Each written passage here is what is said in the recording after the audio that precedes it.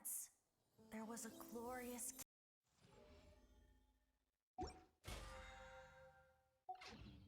A blade embraces its duty. As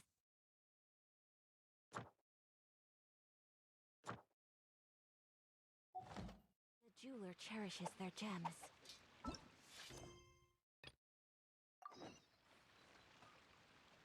Allow me!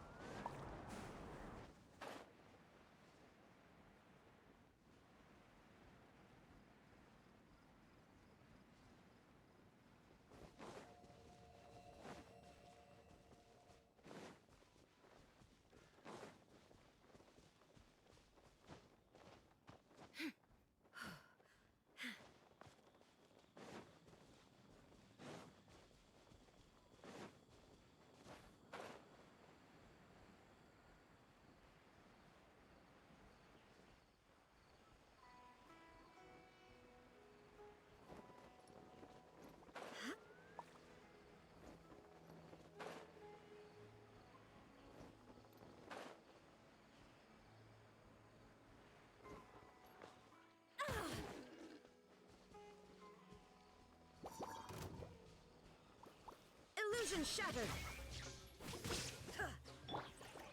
Into the wind!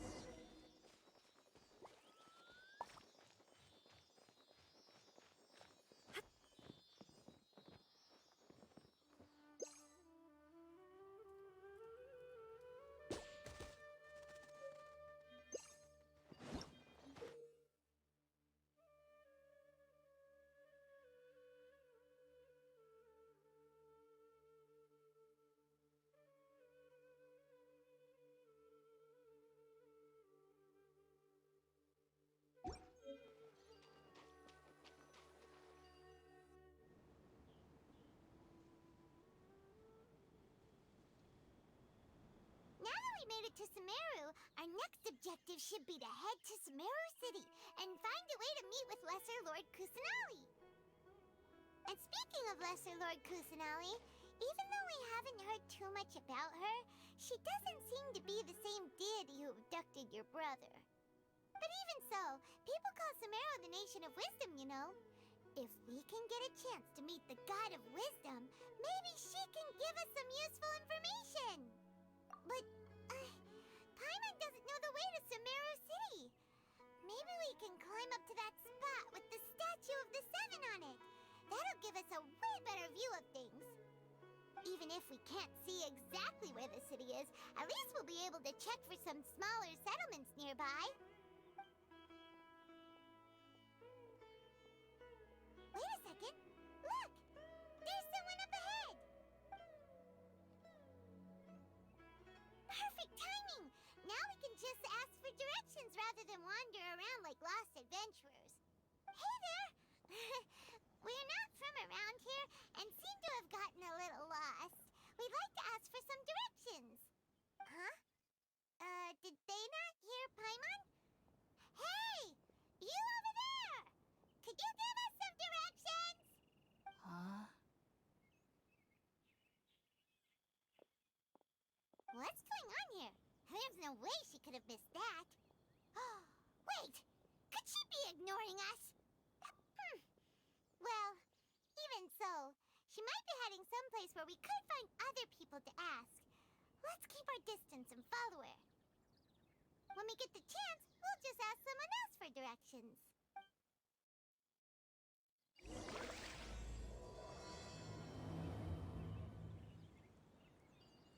Come on, let's follow her. Just keep quiet.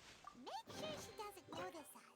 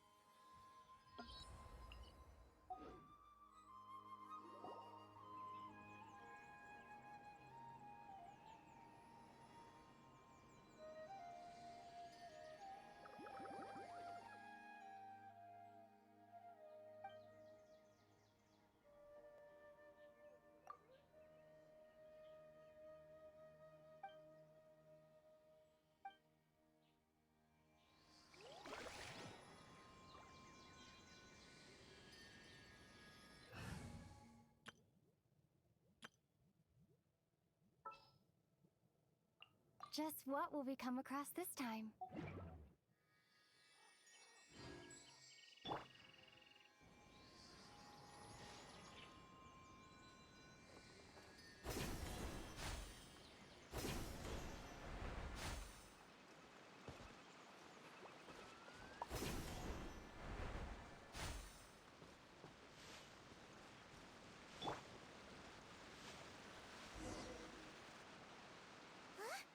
She just walked near that small waterfall and then suddenly vanished. Let's go take a closer look.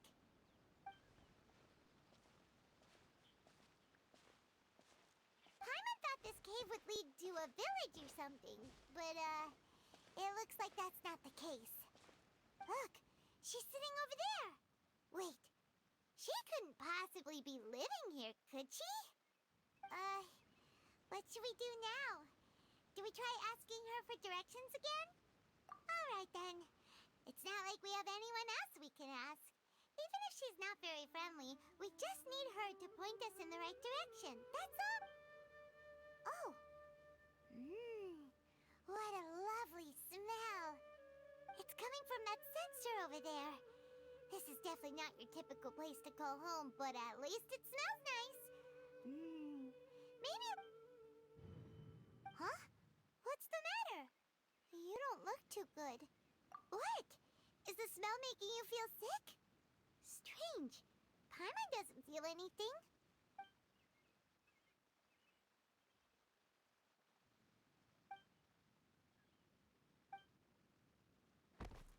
What's happening? Traveler? This is no time for a nap. Oh, come on, wake up.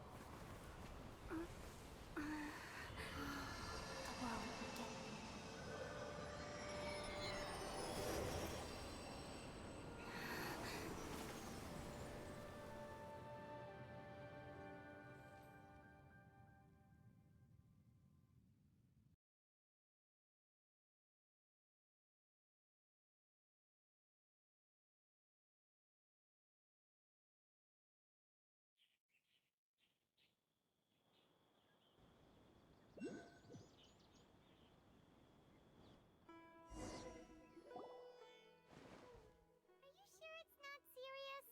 The Traveler's been out for a long time now. Yes, you can relax. Believe me, Master is extremely knowledgeable. If he says that she's going to be alright, then there's absolutely nothing to worry about. Oh, are you awake now? Oh, thank goodness! Traveler, you're finally awake!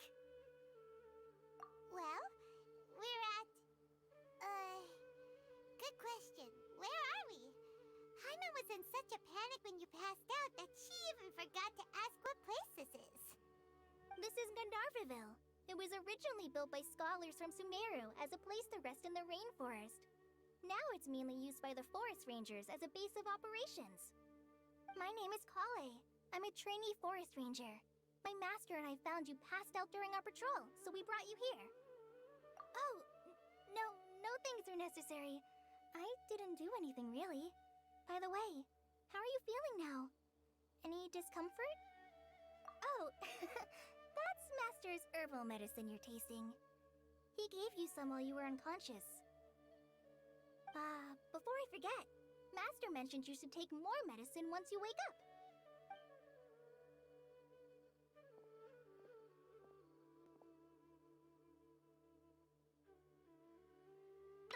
Whoops! Kale, what's the matter? Were you trying to retrieve the medicine? As I've already told you, you must be careful with these. All right. Sorry, Master. Now, the guide to Avidya Forest's edible fungi is clearly posted on our bulletin board. But if Farbode forgets which mushrooms to avoid one more time, I'll have no choice but to leave the guide somewhere a little more visible. Like right smack on his forehead so others can remind him to be careful. Right? This is the second time he's come down with food poisoning this month. I'll be sure to give him a good talking to. Yes, please do.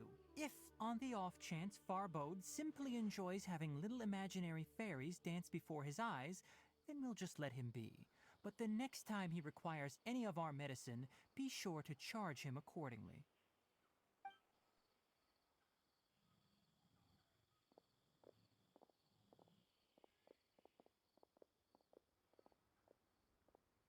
So, how are you doing?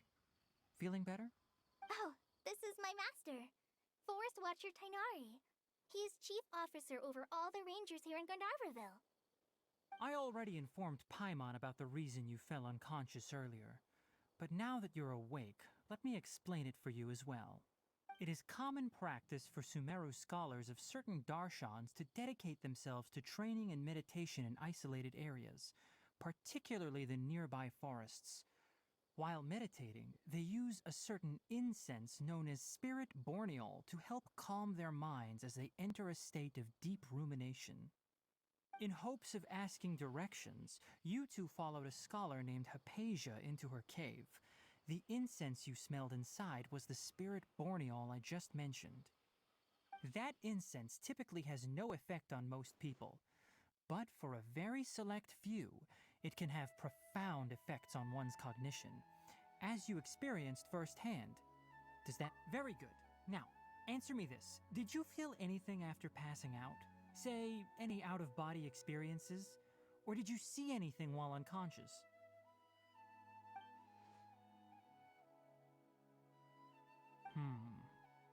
Kale, let the others know to stop bringing their patrol logs here for now. Huh? Why? Because these two will be staying here for the next few days. They can have my room and I'll bunk with Amir. Now get a move on and be sure to do as I've said. Yes, Master Tainari.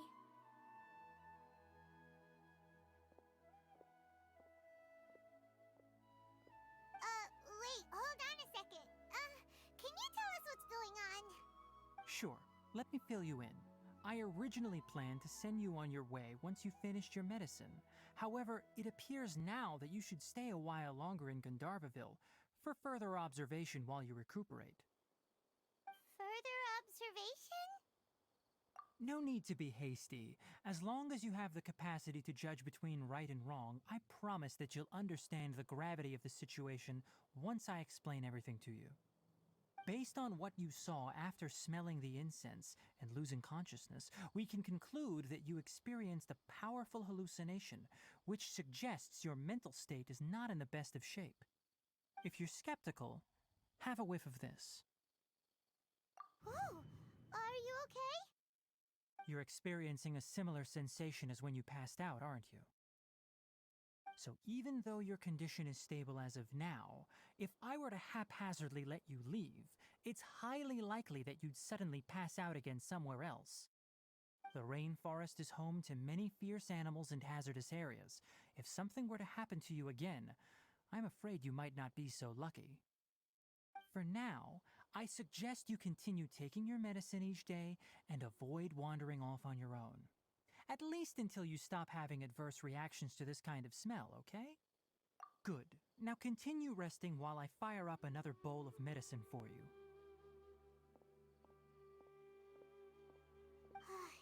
Seriously? We just arrived in Sumeru and we're already having problems left and right!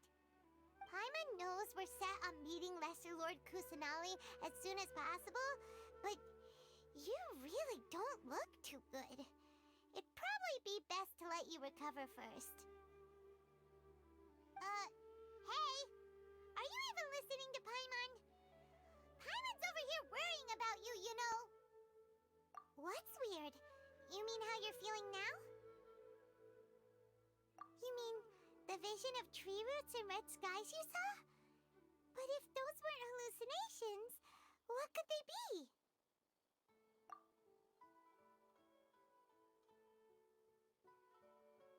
Well, considering how unique you are, Paimon trusts your judgment here.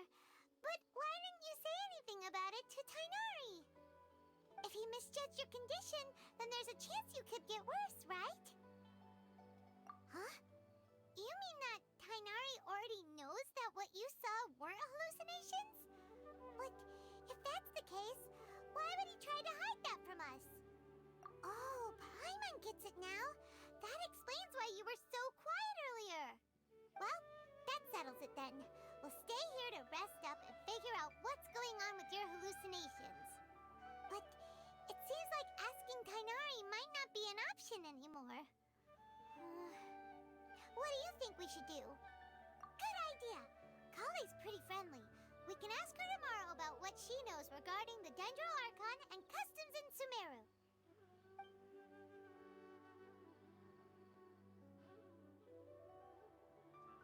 Rise and shine! Come on, it's time to go find Kale!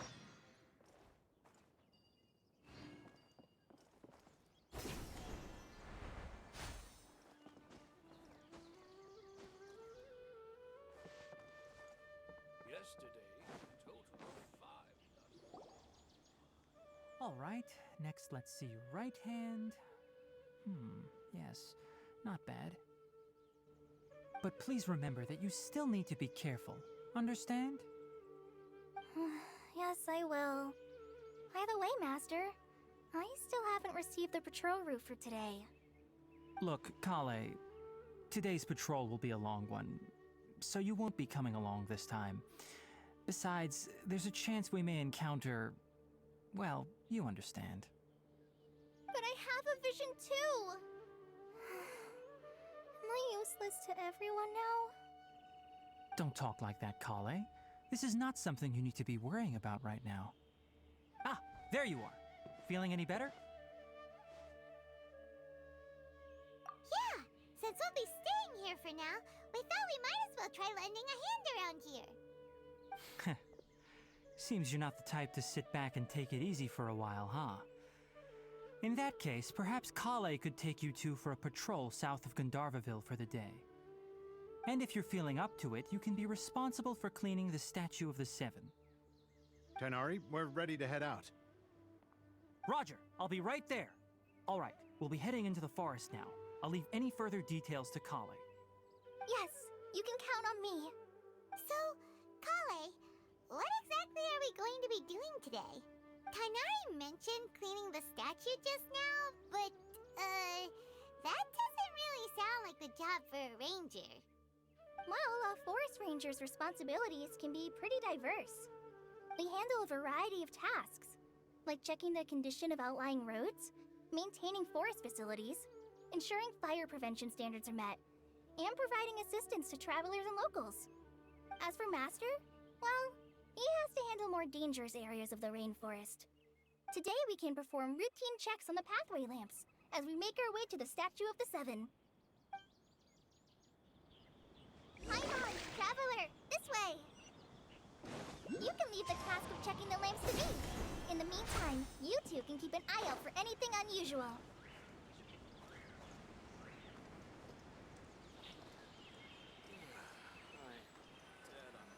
Nothing wrong with these two lamps. Let's move to the next ones.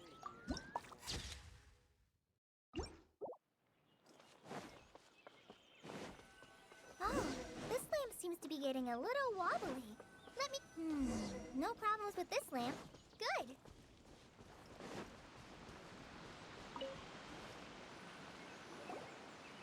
The Statue of the Seven is up on top of that large rock formation. You must have seen it when you came down this road before. It's pretty high up there, isn't it? Don't worry. If you're afraid you can't make it up there, I'm sure Master wouldn't mind if you don't clean the statue. Oh? I guess I'll leave it up to you then. There's not much footing once you reach the statue, so be careful up there. Paimon will fly up with you and help you with those hard-to-reach areas. By the way, Kale, do you know anything about the Dendro Archon? You know, what's she like? That depends. Are you referring to Greater Lord Rukkhadevata or Lesser Lord Kusanali? Huh? Greater Lord Rukkhadevata? Oh, is that the name of the former Dendro Archon? Uh-huh.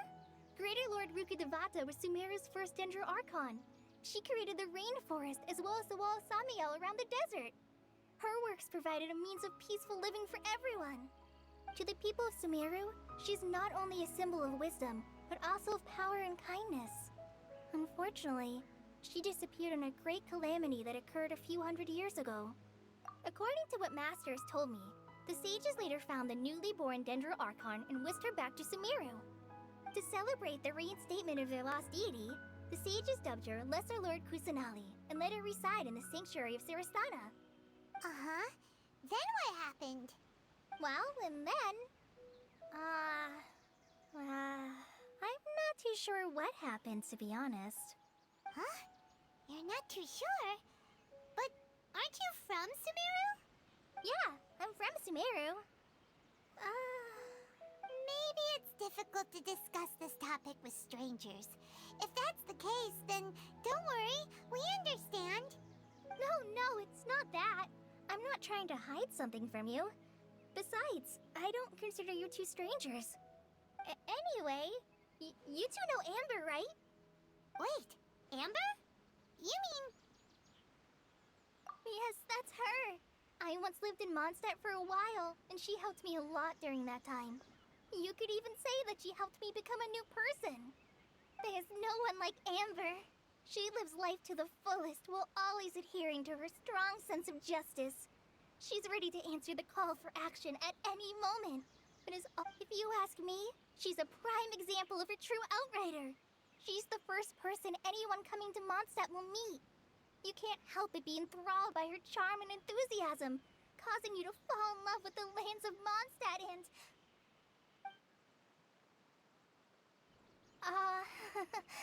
Sorry. Paimon thought the work of Outriders was a little different from what you just described, but one thing's for sure, you really like Amber. Sorry. I was rambling on just now. It must have sounded kind of weird. It's alright, Kale. Knowing that you're a friend of Amber somehow makes Paimon suddenly feel a lot closer to you. So, how do you know that we've met Amber? Well, after I returned to Sumeru, Amber and I have stayed in touch by writing each other letters. In one letter, she mentioned that Mondstadt was attacked by a fearsome dragon, but the city was saved by a mysterious blonde traveler and their floating companion. I knew you two were the ones she mentioned in the letter the moment I saw you. But, considering everything you've been through that day, I thought it'd be inappropriate to bring it up. So that's how you knew. Yep, so please know that you two have my complete trust, really. I wish I could tell you more about the Dendro Archon, but I have been away from Sumeru for some time, and I haven't read any books. Sorry. That's alright. You've already helped us a lot. We had never even heard of Greater Lord Rukkhadevata or the Sanctuary of Surasthana until you mentioned them. Oh, I'm happy that was helpful. There is one thing I want to ask, though. Why do you two want to know about the Dendro Archon?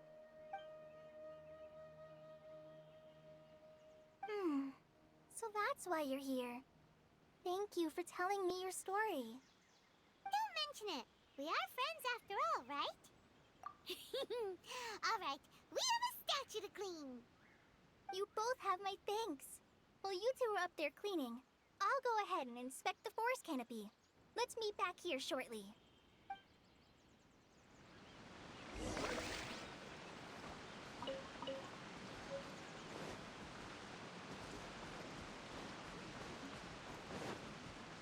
One with nature.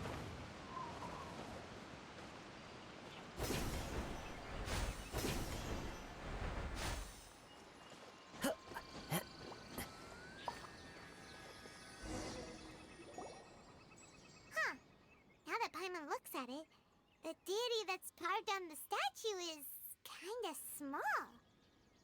Do you think she's supposed to be Greater Lord Rukkhadevata or Lesser Lord Kusanali?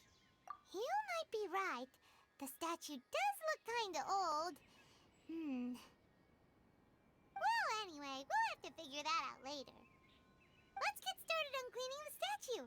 Paimon will fly up and take care of the top, and you clean everything below.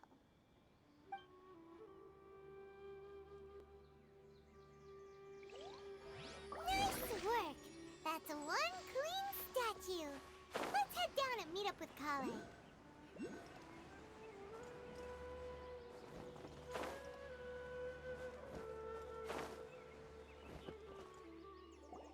Kale, we're back!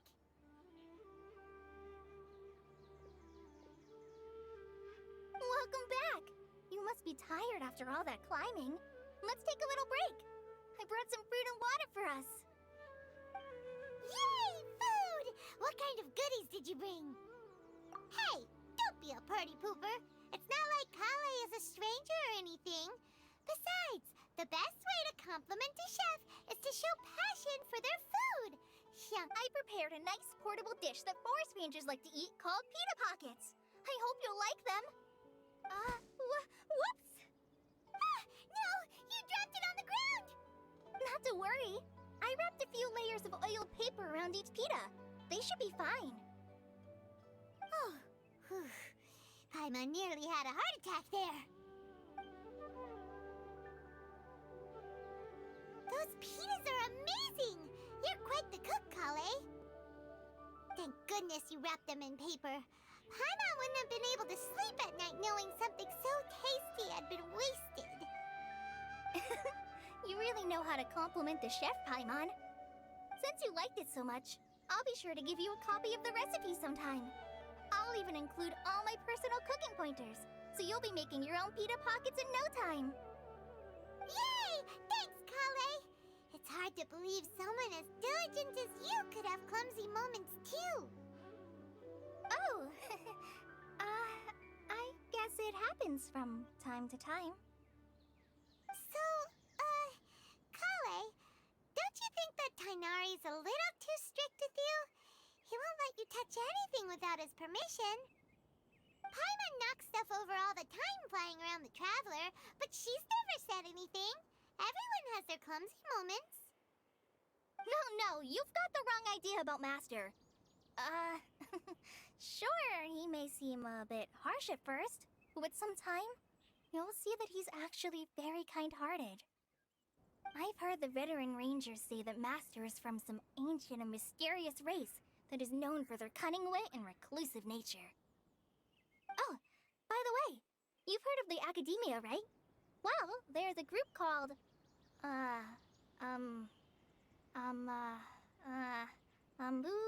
something? Well, anyway, because Master does a lot of research on plants, sages from the Academia have written him many times, inviting him to take up an official position there. But Master declines their offers every time, saying, Sumeru City is too noisy. It'd be bad for my ears. I know, right? I've always wanted to pet them too. Anyway, Master could have easily left the rainforest to take up a position at the Academia, but he chose to stay here instead as a forest watcher, helping the locals every day and passing on his knowledge to trainees. In fact, Master's the one who taught me how to make pita pockets. Really? Paimon would have never guessed that.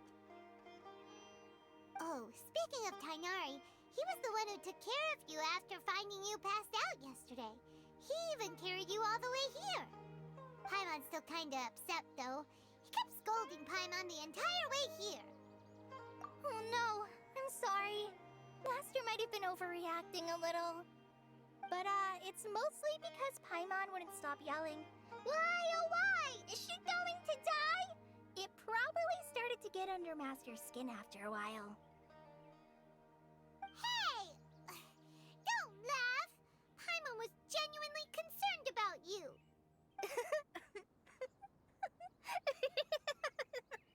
Hey! Now even Kale's starting to laugh. Ugh, that's it! Paimon won't forget this! It's time for some primordial wrath! No! Don't touch me!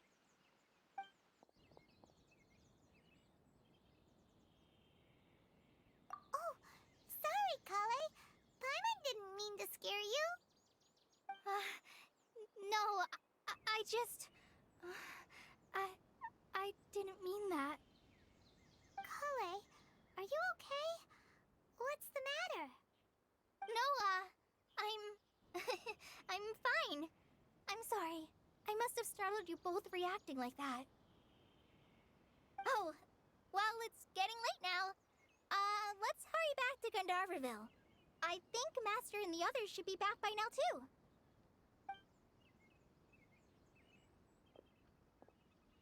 Huh? What was up with Kale just now? And why is she in such a hurry all of a sudden? Look, she's practically running back. Paimon can't even see her now.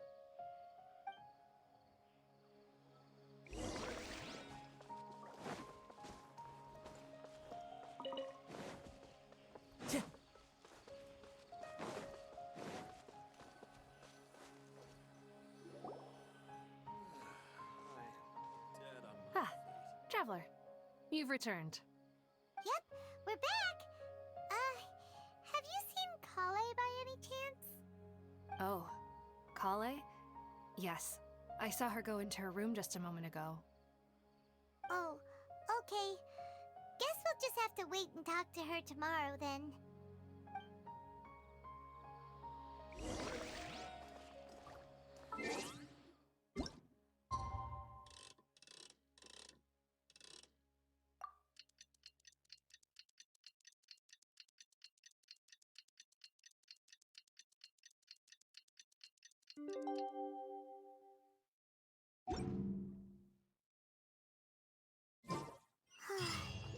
Paimon was thinking all night about what happened with Kale, and still can't figure out what the problem might be.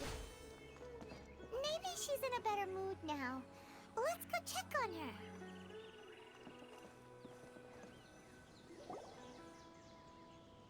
Ah, it's you two. I was just about to go look for you. Huh? Tainari? What are you doing here? Where's Kale? I came to check on Kale's condition. To put it simply, she's not well. You mean she's sick? How could she be... Oh, wait a minute. Could it be because of what Paimon did yesterday? No need to worry. Something as small as you could never harm her. This sickness is something that Kale has been dealing with for some time. Kale has been more excited than usual since you two arrived. A little too much so, to be honest. She hasn't remembered to take care of herself. I suppose it's understandable, though. She hasn't been around anyone she considered a friend for some time now. It must have been refreshing for her to have you two here. So, Tainari, what's really wrong with Kale? Let's take this conversation elsewhere. Kale just fell asleep after taking her medicine. She needs some peace and quiet.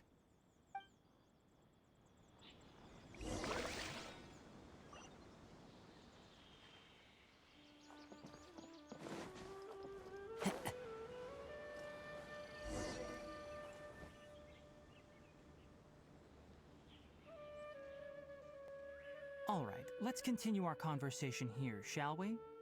To be honest, I hadn't realized that you're that honorary knight from Mondstadt until Kale told me just now. I've also heard all about your deeds in Liyue and Inazuma. So, just to clarify, what I'm about to tell you about Kale is not because of who you are or your past feats. Instead, I am going to tell you because... well, because Kale asked me to. And honestly speaking, I was against Kale revealing her past to you. But she insisted, saying you two treated her with sincerity and as a friend. So now she wishes to reciprocate the gesture. So, Tainari, what exactly is wrong with Kale? You said this is something she's been dealing with for some time. Just how serious is it? Right. Ever since she was a child, she's been afflicted with a disease called Elazar. Elazar? Yes, it's a disease unique to the lands of Sumeru. It is characterized by dark and hardened scales that form on the body. At first, the afflicted may only feel mild numbness on the affected area of the skin. However, as the disease progresses, one may begin feeling fatigued and even experience peripheral paresthesia. In its final stages, the disease strips a person of the ability to control their own body, and they effectively become completely immobile. That sounds terrifying. Wait, hold on. So when Kale seemed to be acting a little clumsy earlier, it was because... Correct. That would be the effects of Elazar, which is precisely why I do not want her carrying or holding anything, lest she ends up hurting herself. With appropriate treatment, the disease can be effectively controlled before it progresses to a more serious stage. However, there is unfortunately still no true cure for Elazar.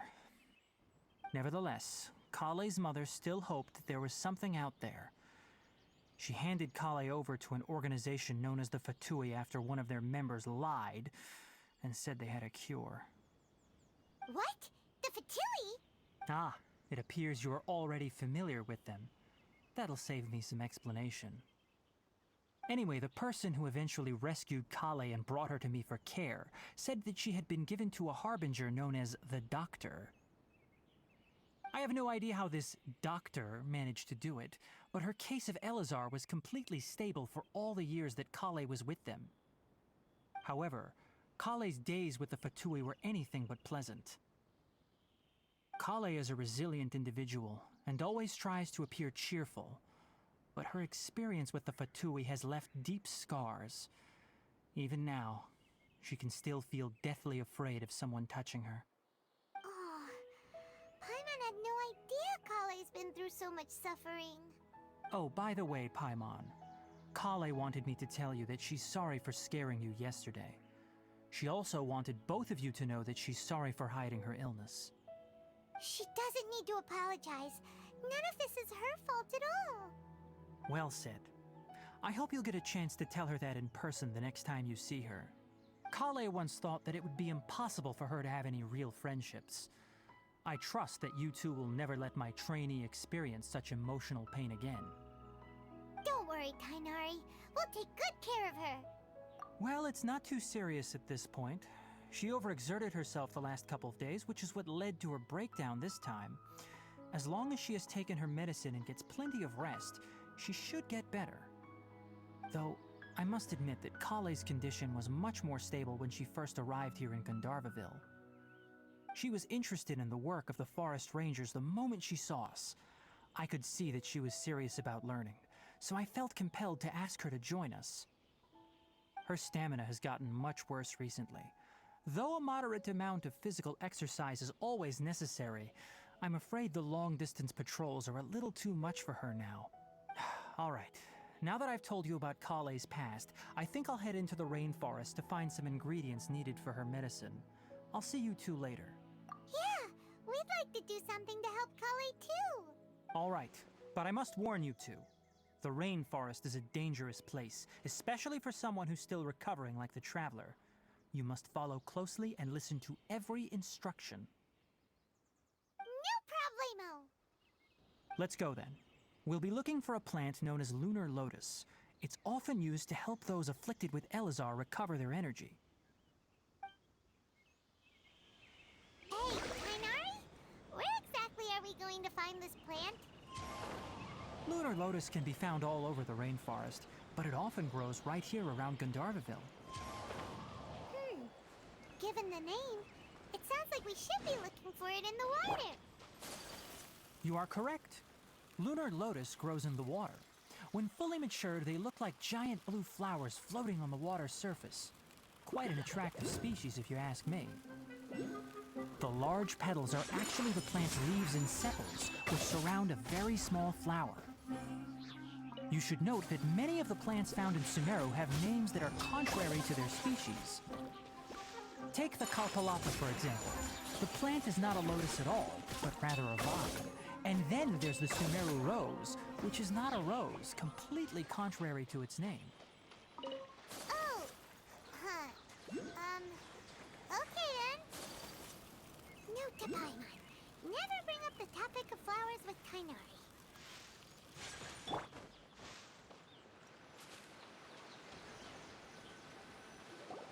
There should be lunar lotuses growing somewhere in this area. Let's split up and begin searching. If you could manage to gather 4 of them, that would be sufficient. We'll rendezvous here once you've gathered the needed amount.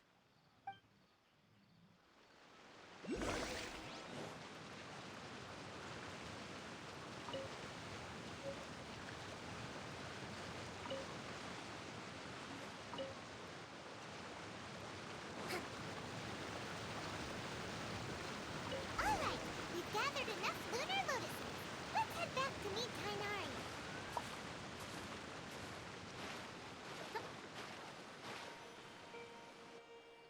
Hey Tainari, we found the lotuses you requested.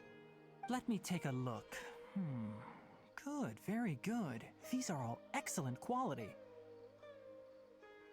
I'm quite glad you two came along. Your exploration experience helped save me a lot of time here. It seems we even have enough time to stock up on some other things I need. Hey, Tainari! Oh, Tainari, someone's calling your name. They're dressed like a forest ranger. Ah yes, that's Amir and the others. But didn't they just set off not too long ago? What are they doing back so early?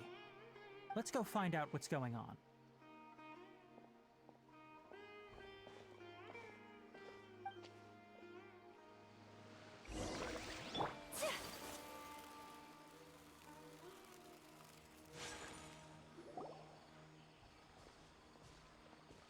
Tainari, thank goodness we found you here. We were just about to head back and find you at Gandharvaville. What's going on? We just discovered a withering zone. The Withering is back?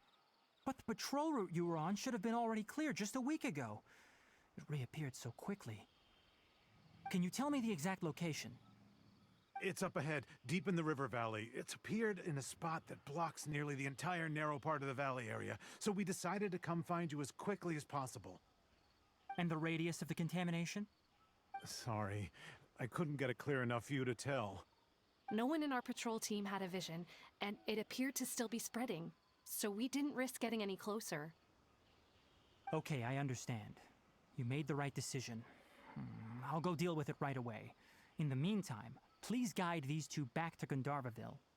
Wait, Tainari, why don't you let us help you? You two have only just arrived in Sumeru. You're still unfamiliar with many things in these lands. There's a unique type of anomaly that occurs in the Sumeru rainforest. It's called the Withering.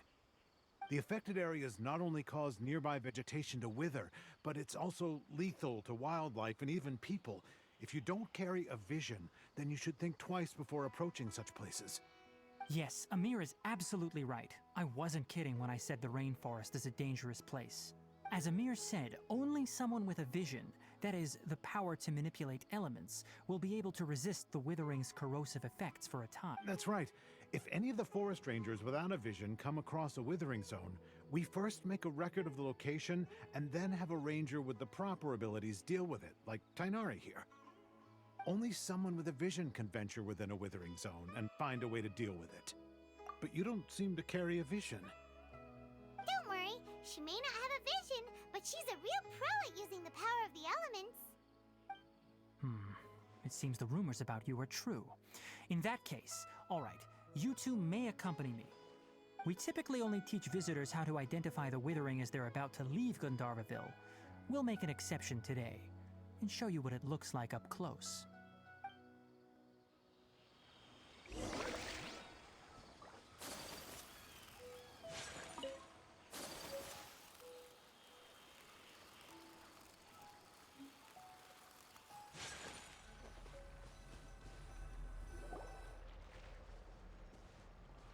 Stop. Don't move any further. Look there in the distance. Huh? Where? Oh, look! Those plants have withered. That whole area is kinda gloomy. Even the air looks like it's filled with ash. Oh, Paimon doesn't like the look of this. That is the Withering. All right, traveler. We're going to have to enter that Withering zone. Once inside, we'll need to look for what we call tumors of the Withering. If we eliminate those, then the area will be saved. Thank you, but I must warn you. Don't push yourself. This is your first time handling this sort of thing, after all. Even with elemental powers, once you step inside the Withering zone, you may experience extreme discomfort. If at any point it becomes too much, return outside the zone and take a breather. It could become a matter of life and death. You ready then? Let's go.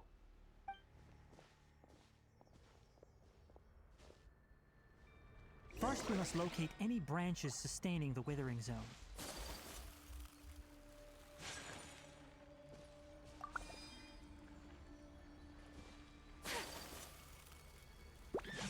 Take flight!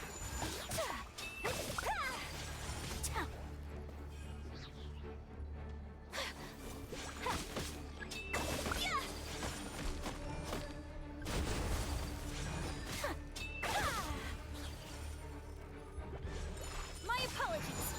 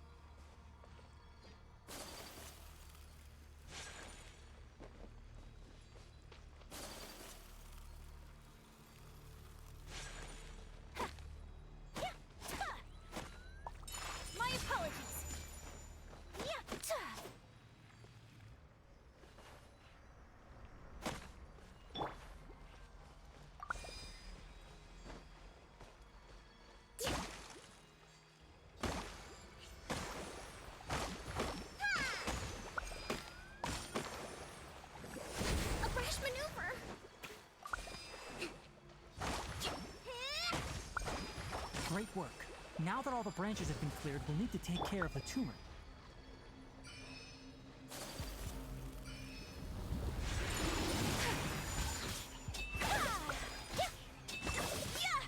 Now, destroy the tumors of the withering.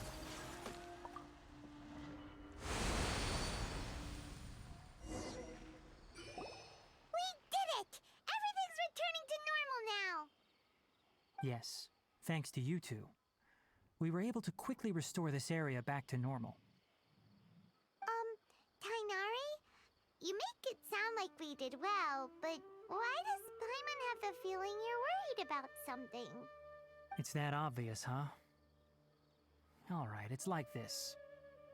Recently, the rate at which the withering zone appears has been increasing. Even though we were able to quickly clear that withering zone, it won't be long before another one appears. If that simply meant more work for me, then that wouldn't be an issue. But it's far more severe than that. The withering is leaving lasting effects on the rainforest itself. For instance, even though we cleared out the withering zone, many of the plants that were affected will not recover. This presents a crisis for the ecosystem itself. Many plants in the rainforest are already in decline, directly impacting the wildlife that depends on those plants. And most disturbingly, as the appearances of withering zones have started to increase, Kale's case of Elazar has also become more serious. Huh? Well, why's that? I'm still not sure of the exact reason. However, I've received word from acquaintances at the academia that similar cases are being reported for patients with other conditions. No, none that we know of. The withering has been recorded in Sumero for millennia. It's said that it originates from the depths of the world. By the way, have you heard of Irminsul before? Irminsul is a tree located deep beneath the surface. Although it isn't like any tree we know in a biological sense, you can basically think of it as a large tree that grows downwards rather than upwards. I'm sure you've heard of ley lines, right? They're like the roots of Irminsul, spreading and extending from a massive cavern deep underground all the way up to the surface. Ley lines continually absorb the memories of this world, which are then funneled into Irminsul, allowing it to collect knowledge and wisdom from ancient times to present day. The Dendro Archon is known as the God of Wisdom because her consciousness is directly connected to it. It is also said that the Dendro Archon's power is a manifestation of Irminsul. And as for the Withering, its emergence is related to a disease that's affecting it. That's right. My ancestors learned of this from Greater Lord Rukkhadevata's familiars a long time ago. But even those mysterious creatures did not know of a cure for Irminsul. I'm afraid we Rangers will be battling the Withering Zones here for a long time until a cure is found. Alright, that's enough on this topic for the time being. Now that we've taken care of things here, it's time for us to head back to Gandharvaville.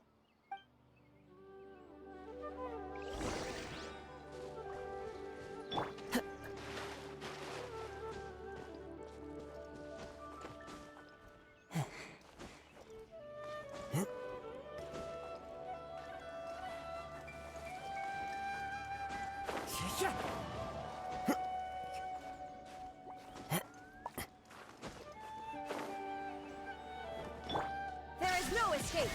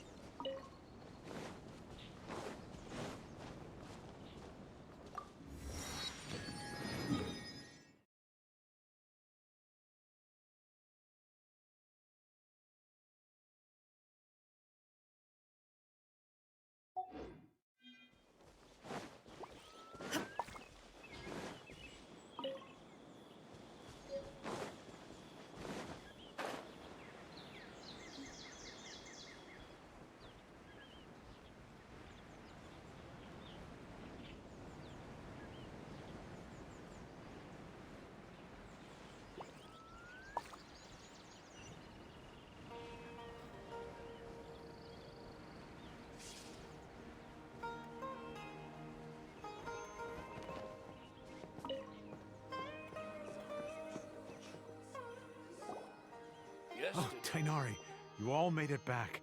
How did it go? The withering zone you reported has been taken care of. No need to worry. Huh. Wait, is that? Oh no, Hypatia!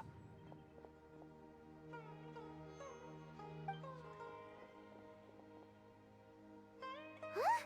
What's wrong, Tainari? This Duskbird is Hypatia's designated courier for urgent news. You do remember her, don't you? She's the scholar you and Paimon were following when you first arrived in Sumeru. Oh, her? How could we forget? Let me see what's written in the letter first. Oh. So what's it say? And what's with that weird expression on your face? All Paimon sees are 3 squiggly lines. Yes, allow me to explain. After we brought you from Hypatia's cave to Gandharvaville, Hypatia resumed her meditation. She must have just finished. It's been nearly 3 days since she's had anything to eat, and it appears she's forgotten to prepare some rations. This letter is her asking us for help. We need to go. What? You mean she's been sitting there for 3 days? Hey, wait, how did you know all that from just a few lines on the paper? Well, obviously because this has happened before. Last time she drew 5 lines, and by the time we found her... Well, I'd prefer not to remember that. Needless to say, Hypatia's been through worse, but we should still get to her as quickly as possible.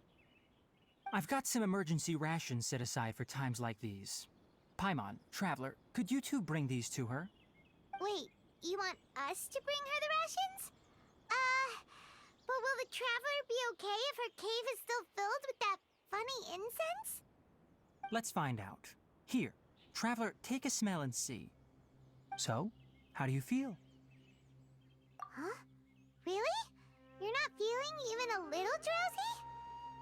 But wait, how'd you know that she'd be okay this time, Tainari? Back when we were clearing the Withering Zone, I observed that she could adeptly manipulate the Dendro element. I knew then that she would be fine. And if I may ask, when I was telling you two about Irminsol's ley lines, was what I described similar at all to what you saw while you were unconscious? That's correct. Those weren't hallucinations at all.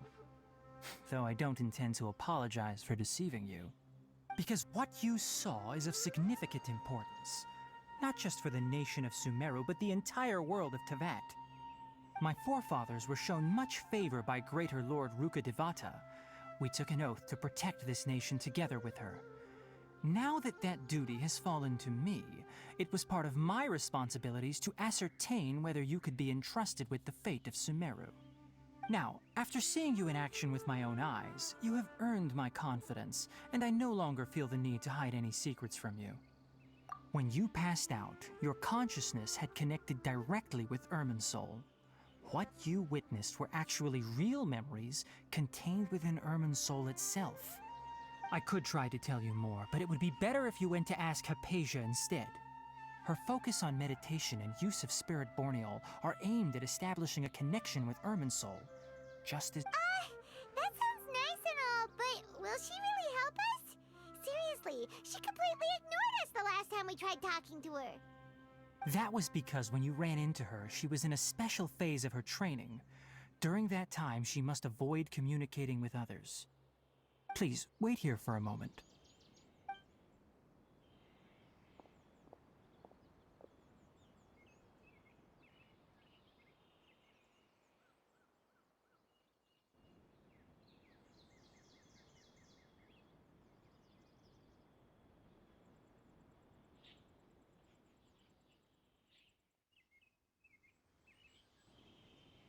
Here, take these. It's a meal I packed for Hypatia, as well as some other ingredients. I'm sure it'll come in handy. Also, here's a letter that I would like you to give to her. Just show it to her and she'll answer any questions you may have. No, I should be the one thanking you. You've both been a great help these last few days. Hypatia should still be in the cave. Let's go inside and see how she's doing. Yesterday.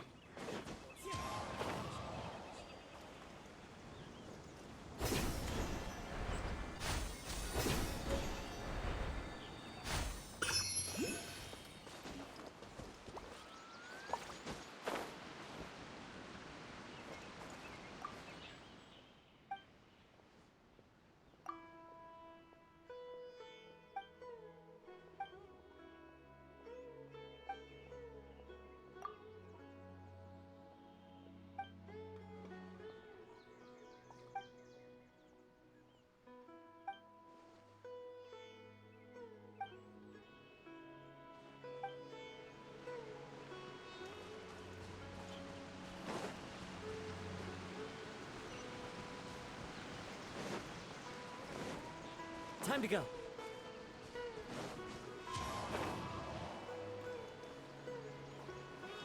Hypatia should still be in the cave. Let's go inside and see how she's doing.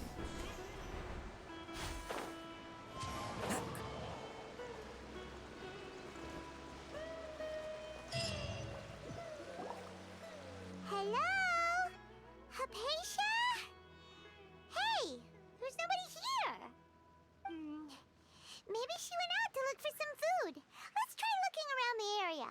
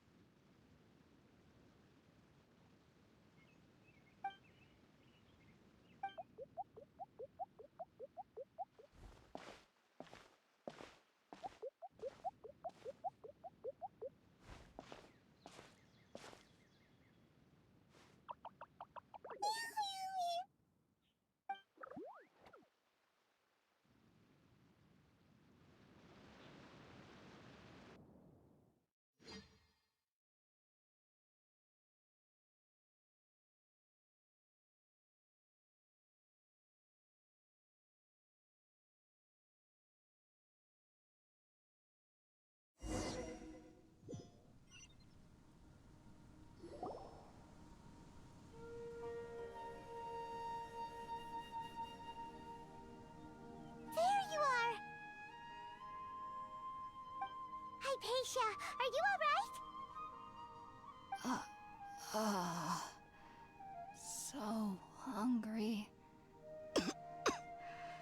Need water. There's no way we can get her to eat in her current condition. Let's try finding some water first. Huh?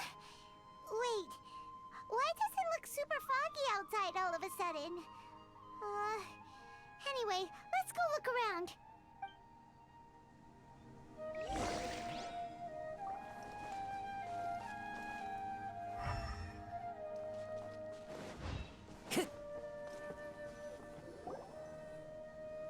Huh? How'd things out here end up looking like this? What happened? And where are we? Really? Oh, maybe you're right. Let's go investigate the area.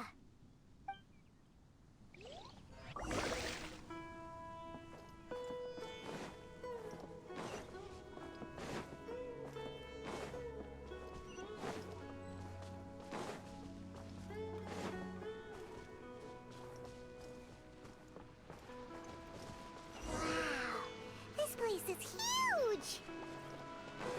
I knew there's something off about that cave. Let's think of a way to get over there and have a closer look.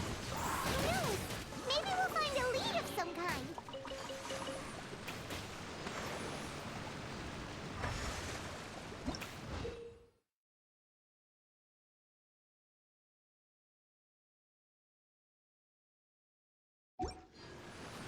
Illusion shattered.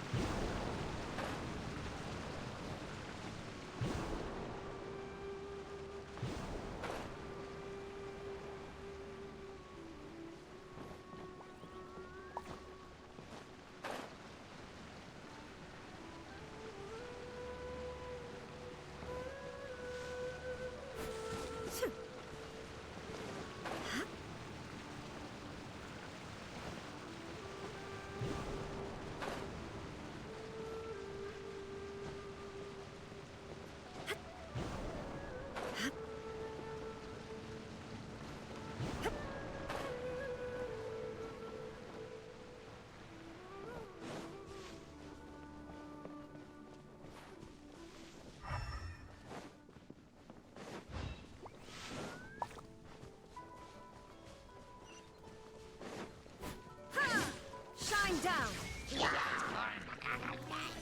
One with nature. Take flight. Time to go. to the wind. Allow me! There is no escape. My apologies!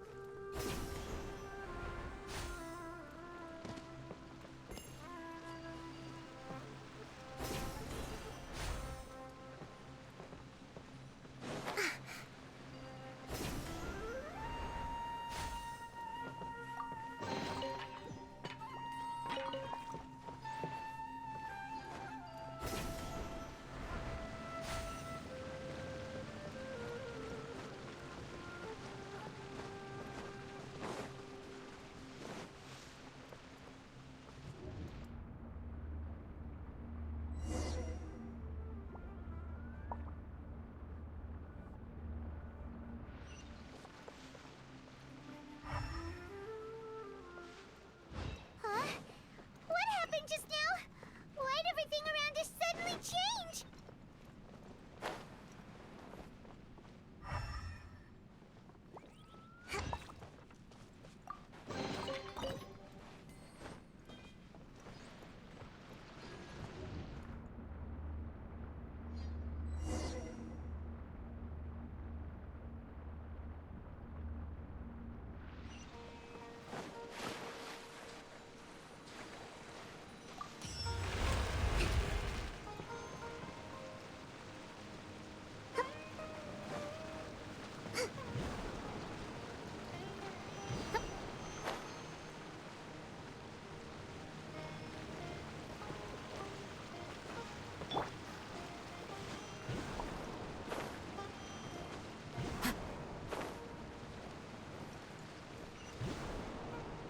Yeah.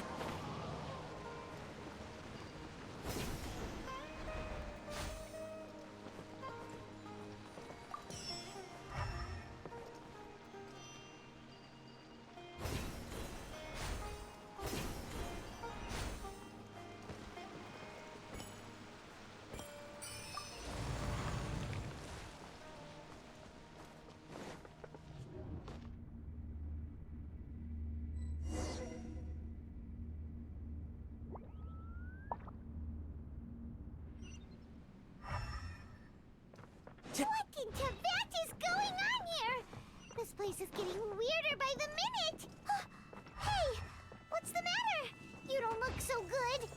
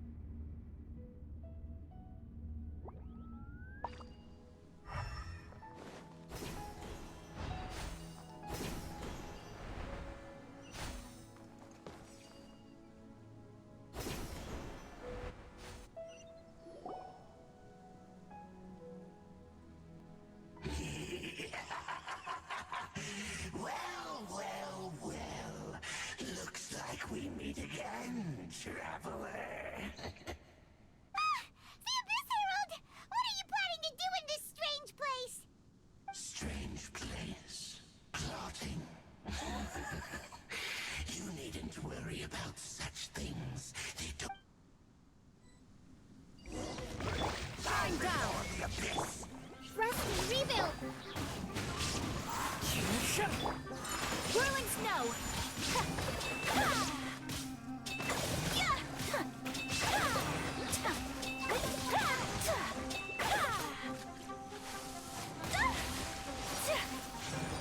Take flight! Kamisato out! Sumetsu! There is no escape! My apologies!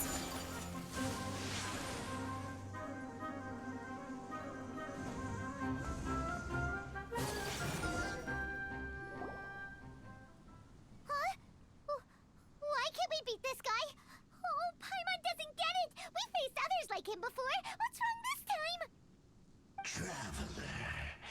Though you may have managed to avert countless crises before, your good fortune was bound to end sooner or later. It's time you realize how weak and powerless you really are. Your brother. Oh, pitiful traveler. Are you really so ignorant? Or are you just living in complete denial? His Highness has long since forsaken you. Your meager existence in his eyes is that of an annoying bug, only to be stepped upon. The bonds of love and family which drive you to find your sibling are utterly gone. Your journey is meaningless. But don't you fret now. Today will be your last. Now die!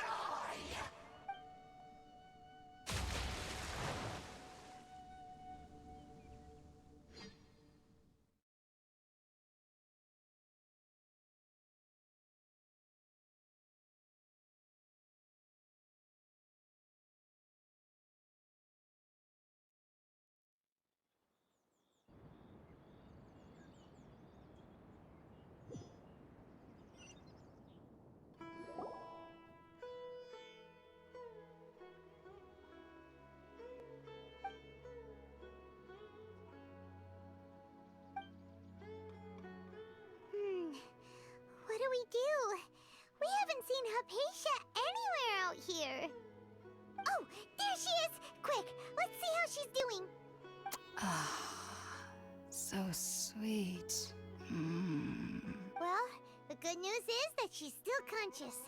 Hey, why'd you drop her food on the floor like that? Are you okay? That's really not like you. Anyways, we can talk about this later. We better make sure she's alright first.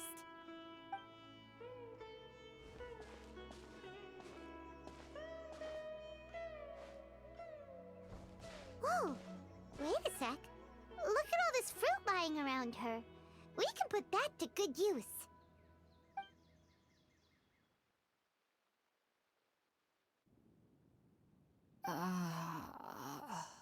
Who is there? Tainari, is that you?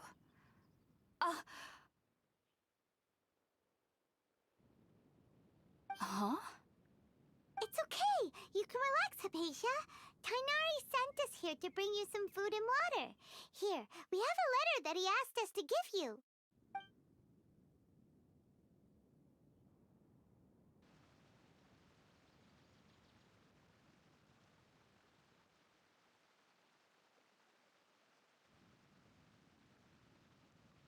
I see. So, you're friends of Tainari. I apologize for all the trouble I've caused you. I'm grateful that you came so quickly to save me. You even brought all this fruit. Well, actually, we didn't bring the fruit. It was already here when we arrived. We were kind of wondering about that, actually. When we found you here, there was all this fruit lying around and even some juice dripping from your lips. Oh, really? I seem to understand now. All the fruit was likely from my, neighbor. Your neighbor? You mean there's someone else living nearby? Oh? So you're able to see them too?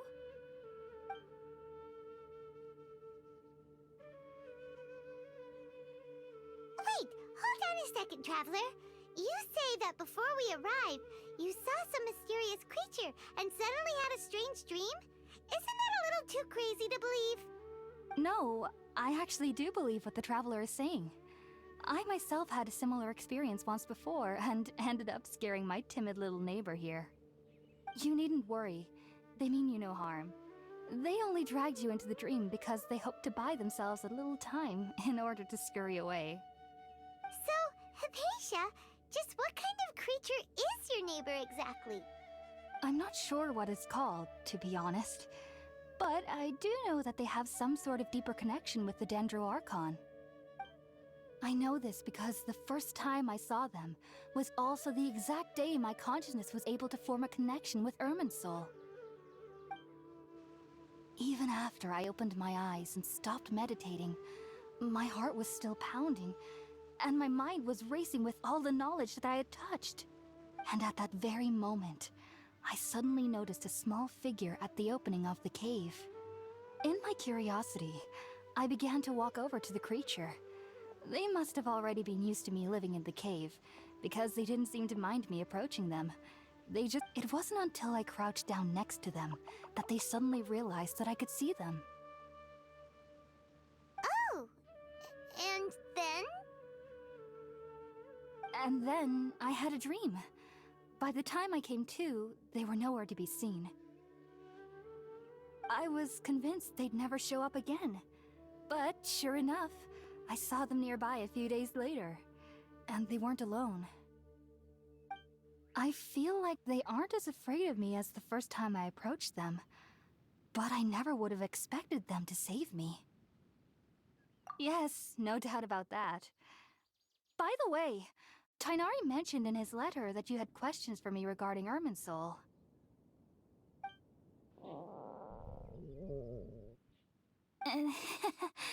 Sorry about that. Sounds like just drinking juice still isn't quite enough for my stomach. Well, if somebody hadn't dropped the food earlier... Anyway, looks like we'll need to prepare something ourselves. Besides, Paimon's getting hungry too. Let's eat first and talk about Irminsul later. Alright, we're up, Traveler. Today's menu will feature sweet madame and a radish veggie soup. You'll love... Sounds good. I've never tried any dishes from other nations before. I certainly look forward to it. It's been so long since I've had a decent meal, too. To be honest, the last time had to be when Tighnari came to visit.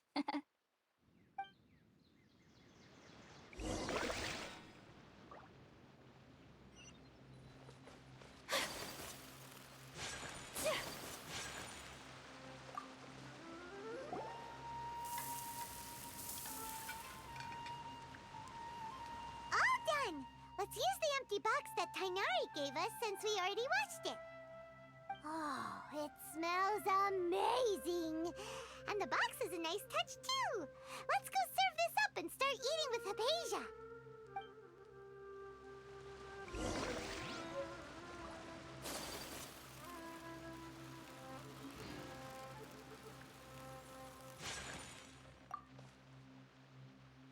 Are you already finished cooking?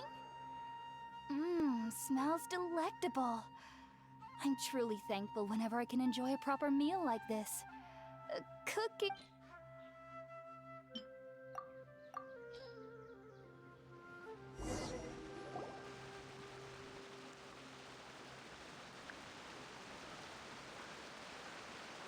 Even though everything you mentioned was in Tighnari's letter, it's still hard to believe you were able to connect with Irminsul immediately after smelling Spiritborn eel for the first time. It took me nearly 3 years before I could do so, and everyone at the Academia even lauded me as a genius. You should know that some researchers spend their entire lives without ever successfully connecting with Irminsul as you have. So why does this incense allow people to connect to Irminsul? The ingredients used to make Spiritborn Ale primarily consist of plants created by Greater Lord Rukkhadevata. These special ingredients are conducive to heightening our senses to the Dendro Archon's power. Since the root of the Dendro Archon's power lies within Irminsul, we can occasionally tap into her powers to peer into the depths of the earth.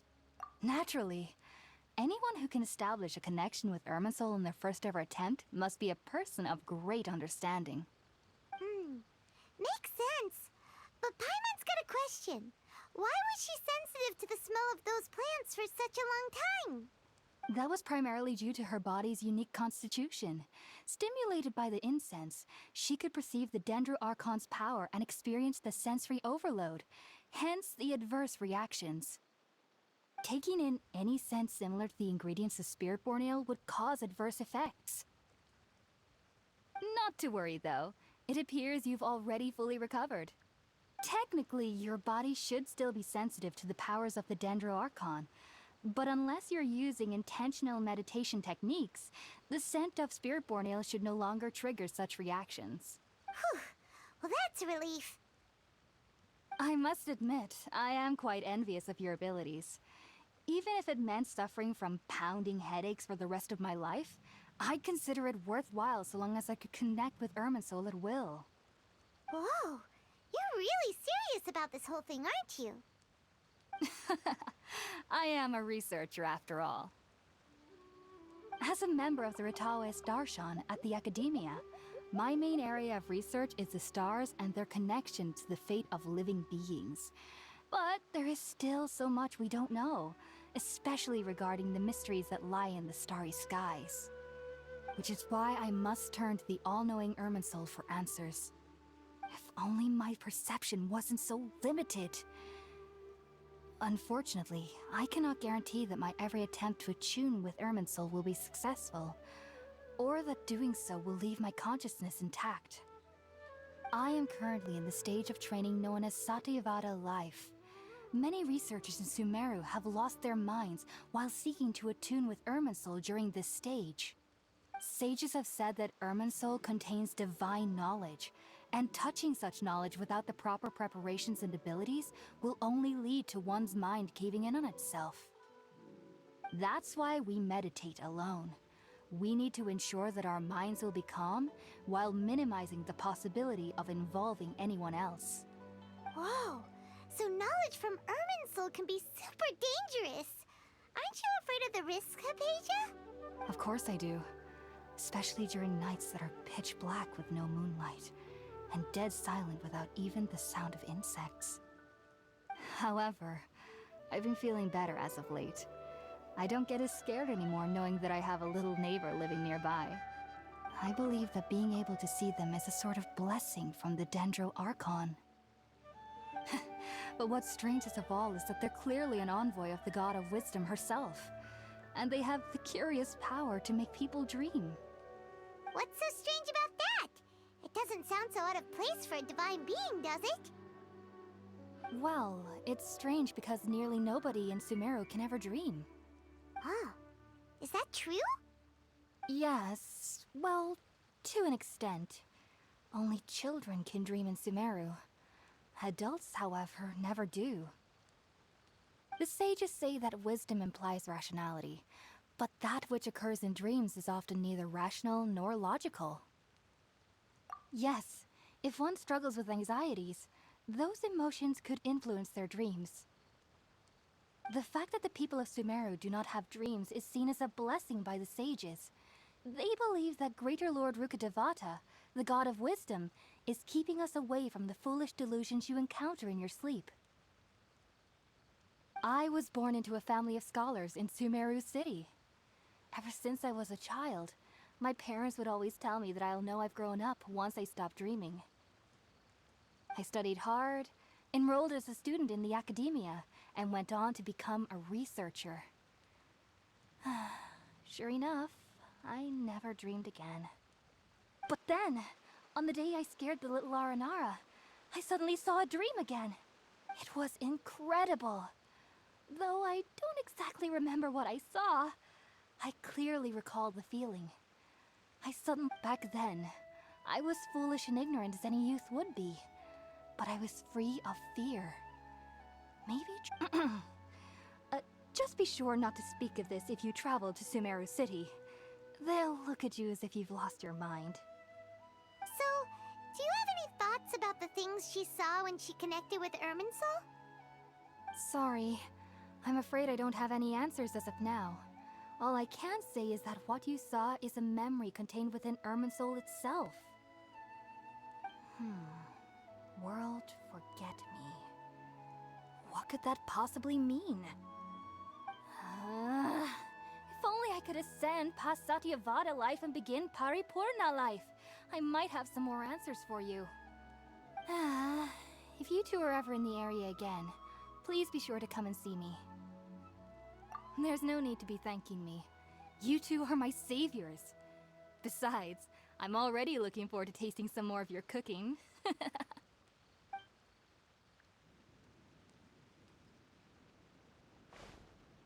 Now that we know Hypatia is alright and had the chance to ask her some questions, Paimon thinks it's about time to head back to Gandharvaville.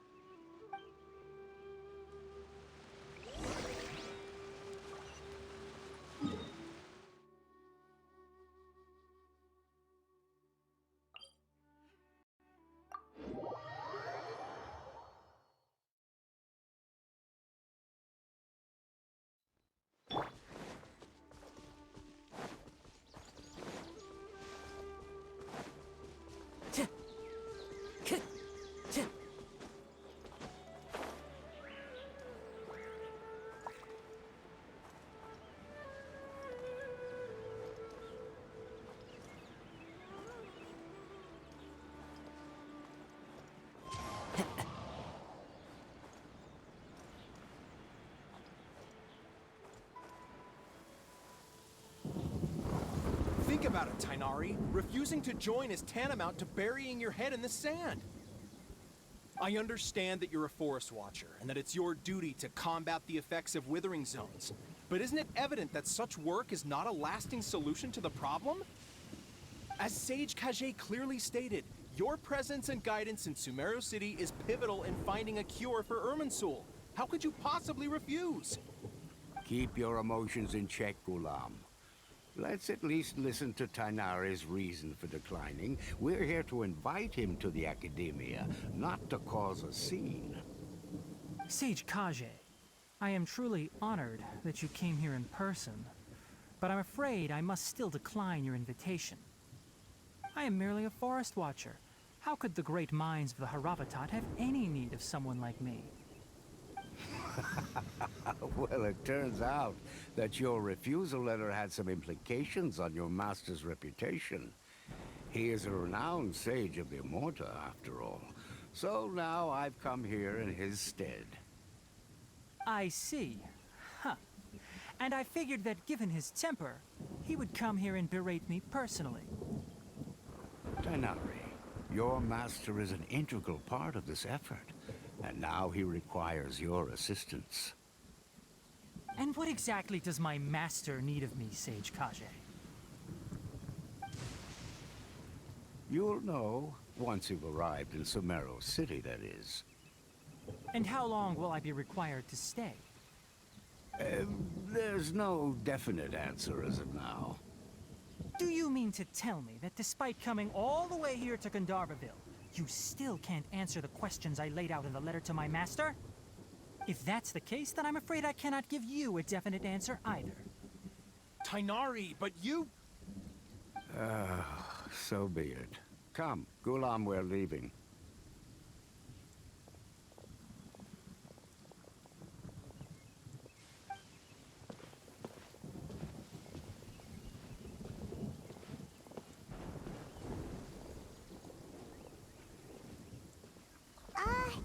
Tainari, what was that all about? It's nothing. Some people from the Academia wanted me to go to Sumeru City to assist them with a project, but I had to refuse on account of all my responsibilities here. But all that can wait. how did things go with Hypatia? It was quite the eventful trip, but the main thing is that she's safe and sound. She answered a bunch of questions for us, too. Very good. Now that the traveler has made a full recovery, there shouldn't be any reason for you to tarry here longer. I assume you will be heading to Sumeru City, correct? That's right! We want to meet Lesser Lord Kusanali and ask her for advice. Do you have any idea on how we can find her? Sorry, I'm afraid I don't have any advice for you there. Well, do you at least know anyone we can try asking in Sumeru City? Let me think. My trips to Sumeru City have been fairly short, and most of my acquaintances are researchers. How about this? I'll write you a letter of introduction that you can give to a researcher I know. He's from the Amurta Darshan and is adept at gathering information. Asking him might prove worthwhile. Also, when you enter Sumeru City, you'll probably end up receiving something like this item here. I'm not sure if it will ever come in handy for you, but maybe you can give it a try. Oh? What is it? It's called an Akasha Terminal. It's a tool produced by the Academia that utilizes the legacy of Greater Lord Rukadevata. Some say that this very item is the basis of Sumeru's reputation as the City of Wisdom. Needless to say, this device and its usage fall under the Academia's expertise. So... Great! Next up, Sumeru City! But wait. That's right! Tainari, we have something important to say to Kale before we leave. Is she doing better now? yes, she's doing much better. After being confined to her bed all this time, I thought a little walk would do her some good. Last I saw her, she was taking the path towards the North Crossing. She knew you two would be leaving soon, so she must have wanted to see you off. Thanks, Tainari. All right, let's go! Farewell, and good luck to you both.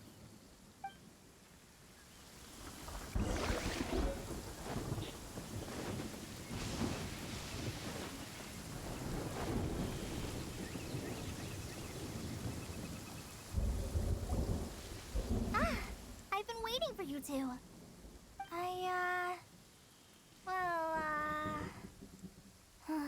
Never mind. I guess I should just wish you two a safe and successful journey. Thanks for waiting here just to see us off, Kale. We're headed to Sumeru City. Don't worry about me. I can take care of myself. My condition won't be getting in the way of my duties. I want to be a forest ranger after all. It's up to me and the others to protect the rainforest here. And, I'm sorry. I should have told you both about my condition when we first met. I just wanted you two to treat me as a normal friend. But I guess now I understand that the most important thing is for friends to be genuine with one another. There's no need to apologize, Kale. We should be thanking you for trusting us enough to be your friends and sharing your past with us. We're probably still gonna worry about your condition, but that's because we're friends and we care about you. Thank you. That means a lot. Before you leave, I have something for you. Oh? What is it? It's my recipe for pita pockets. I told you that I'd give you a copy, remember? My handwriting is a little, messy, so please don't laugh. Yay! Thanks, Kale. Now we can eat those scrumptious little pitas whenever and wherever we like. I hope that whenever you eat them, you'll both remember your time here in Gandharvaville. Well then, I, trainee Forest Ranger Kale, bid you both farewell. Please visit Gandharvaville again. The Rangers will always be ready to assist you here.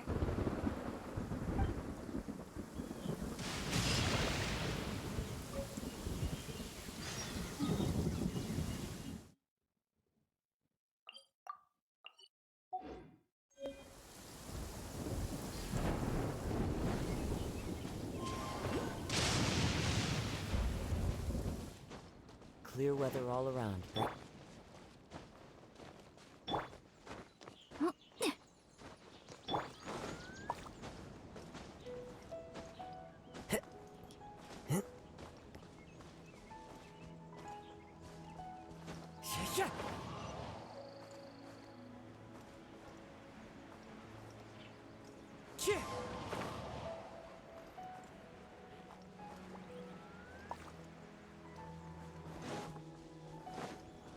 Time to go.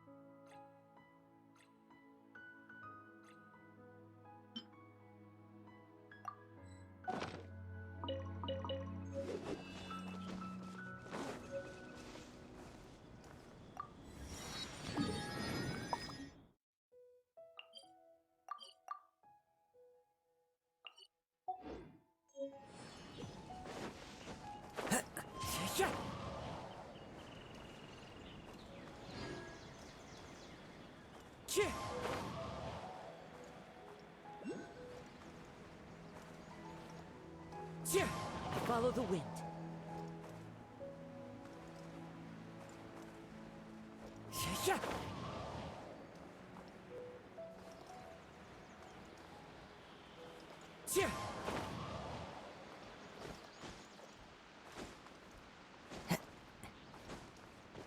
Time to go.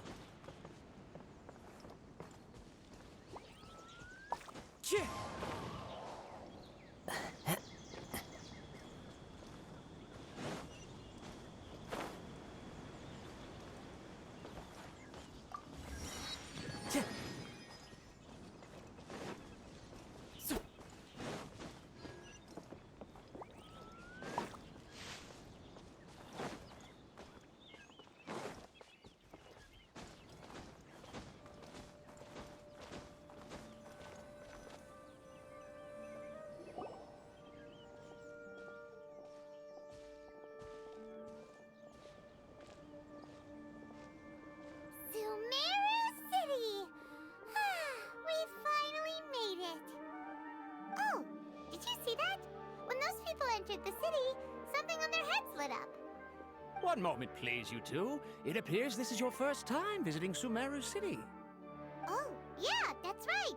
But how did you know that? Because there's currently no information on either of you in the Akasha.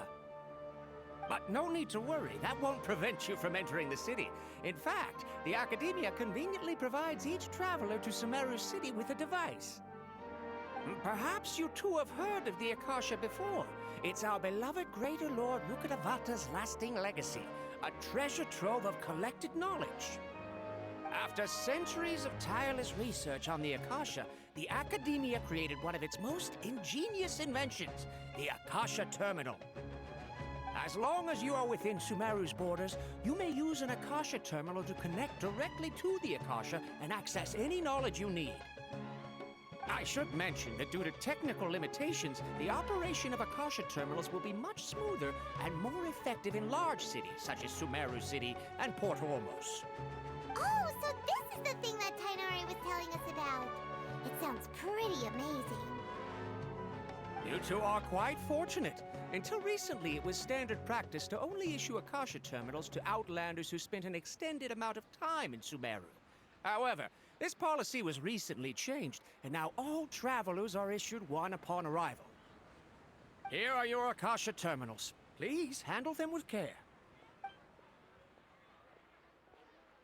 It kinda looks like a leaf.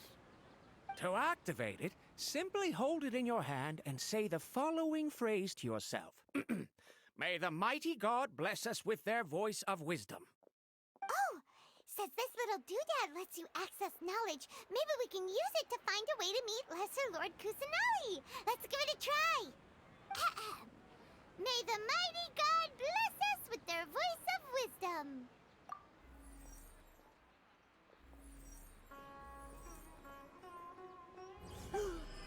Whoa! Just now, something clicked, and Paimon suddenly knew how to use this thing. It seems all we need to do is concentrate on what we want to know, and bam! You get it. Oh, that'll come in real handy. Exactly. That is the power of the Akasha. And with that, let me officially welcome you both to Sumeru City. May the wisdom of the Dendro Archon always be your guide. Okay, now that we're in, we can check the Akasha about Lesser Lord Kusanali. Let Paimon try. 500 years ago, the sages found a newly born deity from within some scorched ruins. The deity now resides in the sanctuary of Surasthana. Seems pretty similar to what Kali was telling us. Okay, next, let's concentrate on asking how to meet her.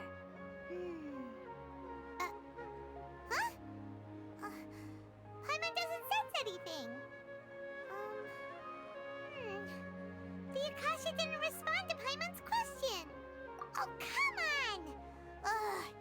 Focusing on this question feels like when you have something you're trying to remember and it's on the tip of your tongue, but you just can't think of it. Ugh. Paimon's brain is exhausted. Oh, smart idea! But what are you going to ask it?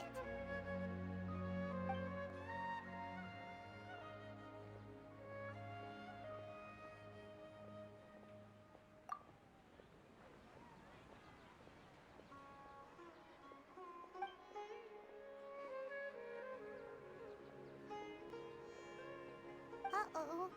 Paimon's getting all teary-eyed all of a sudden. It feels like the people of Sumeru really miss their Archon.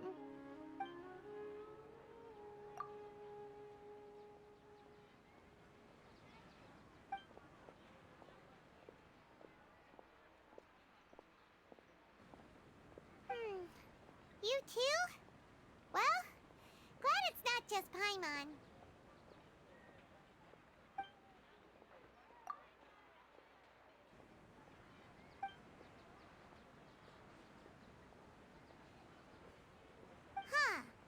Could it be because we're Outlanders and we've only just arrived in Sumeru?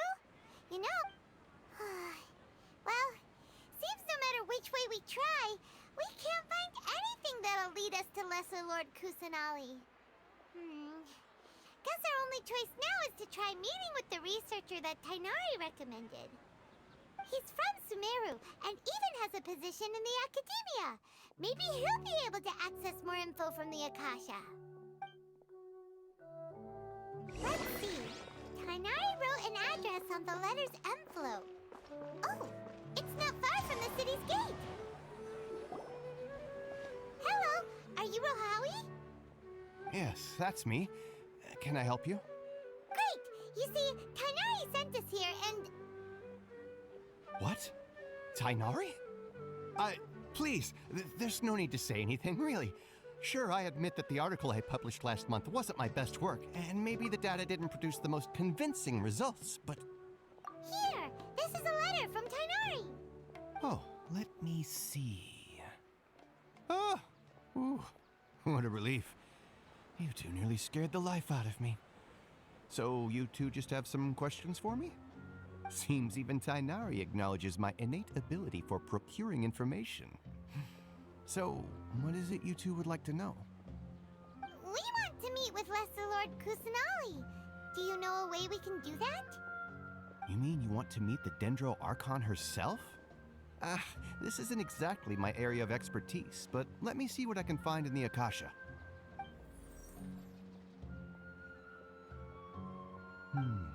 Sorry, the Akasha didn't respond to my query. What? You too? But what about your abilities for getting information and all that? Paimon was sure you'd be able to access more info than we did. Well, as I said, this isn't my area of expertise. I am but a lowly researcher, so the Akasha doesn't see a need for me to know more about the Dendro Archon. All I know is that ever since Lesser Lord Kusanali returned to Sumeru, she's never left the sanctuary of Surasthana or made a public appearance. Didn't expect her to be such a mysterious figure. The Dendro Archon is somewhat of a recluse. Perhaps she just doesn't want to entertain visitors, which would explain the lack of information in the Akasha. But then what can we do? No need to worry just yet. I'm only hypothesizing here. You could certainly try asking around and see if anyone else has ideas. And besides, you two should consider the bright side of things. not being able to see Lesser Lord Kusanali may not be a bad thing. In this world, there will always be information you cannot obtain from the Akasha and things you can never accomplish. Knowing when to yield is a form of wisdom. Take me, for example. It's a miracle if my brain cells can spit out one paper every 3 years. But Tainari? That guy can publish 3 papers in just a single year. Okay. Thanks for your advice. Don't mention it. If you two ever want information about things like who's been promoted within the academia or relations between the 6 great sages, come find me. Hey, come on. This is a survival skill at the academia. Oh, Paimon's expectations were pretty low, but this is so low it's like digging holes in the dirt. So what do we do now? Even if we want to talk to someone, we don't know anybody here. Huh? Like who? Oh, you're right! Catherine! The Adventurers Guild has its own intel network. Let's hurry and find her.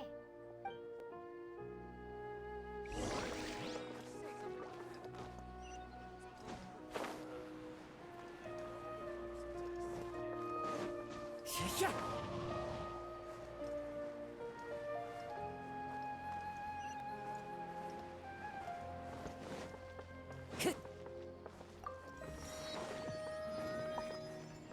Time to go.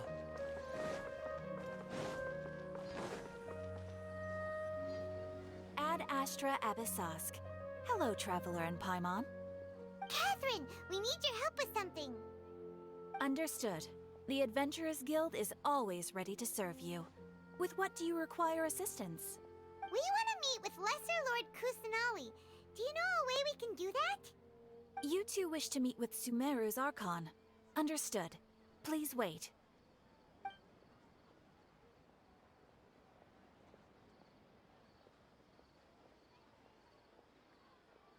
I apologize, but I am unable to call up any relevant information in the Akasha.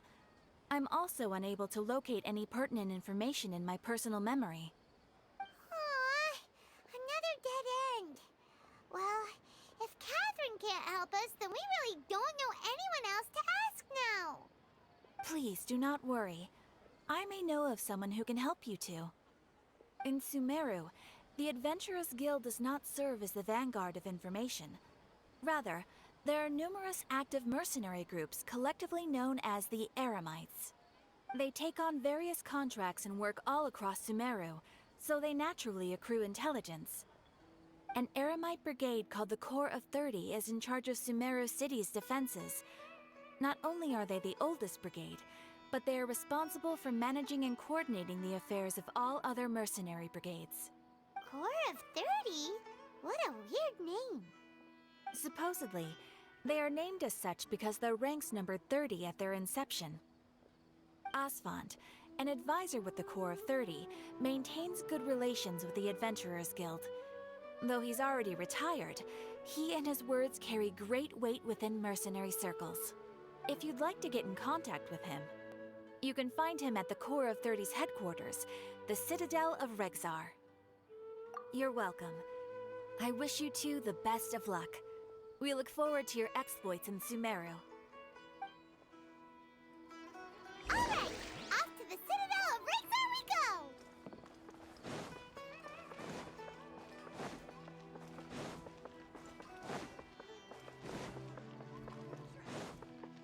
go! Time to go.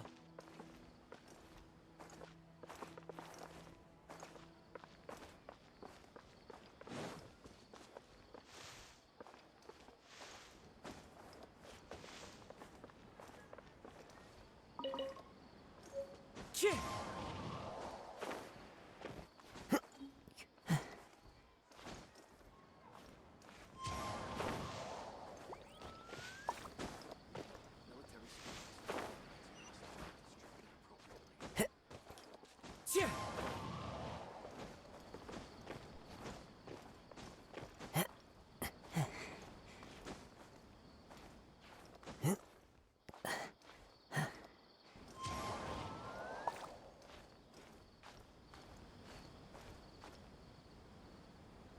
Chih!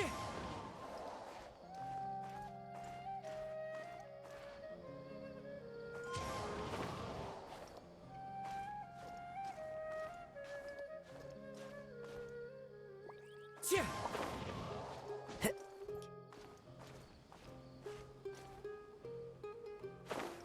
Chih! Follow the wind.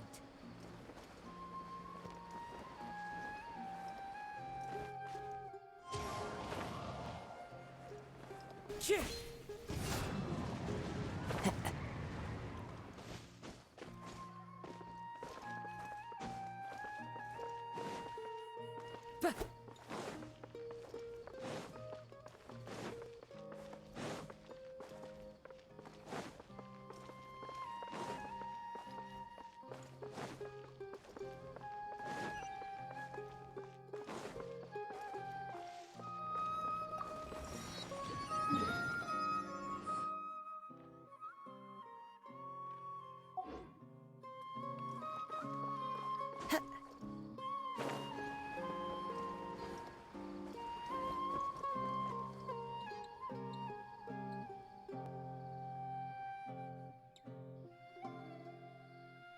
Welcome. The Adventurers Guild told me to expect you to. It's nice to meet you, Osfond. We'd like to ask you about something.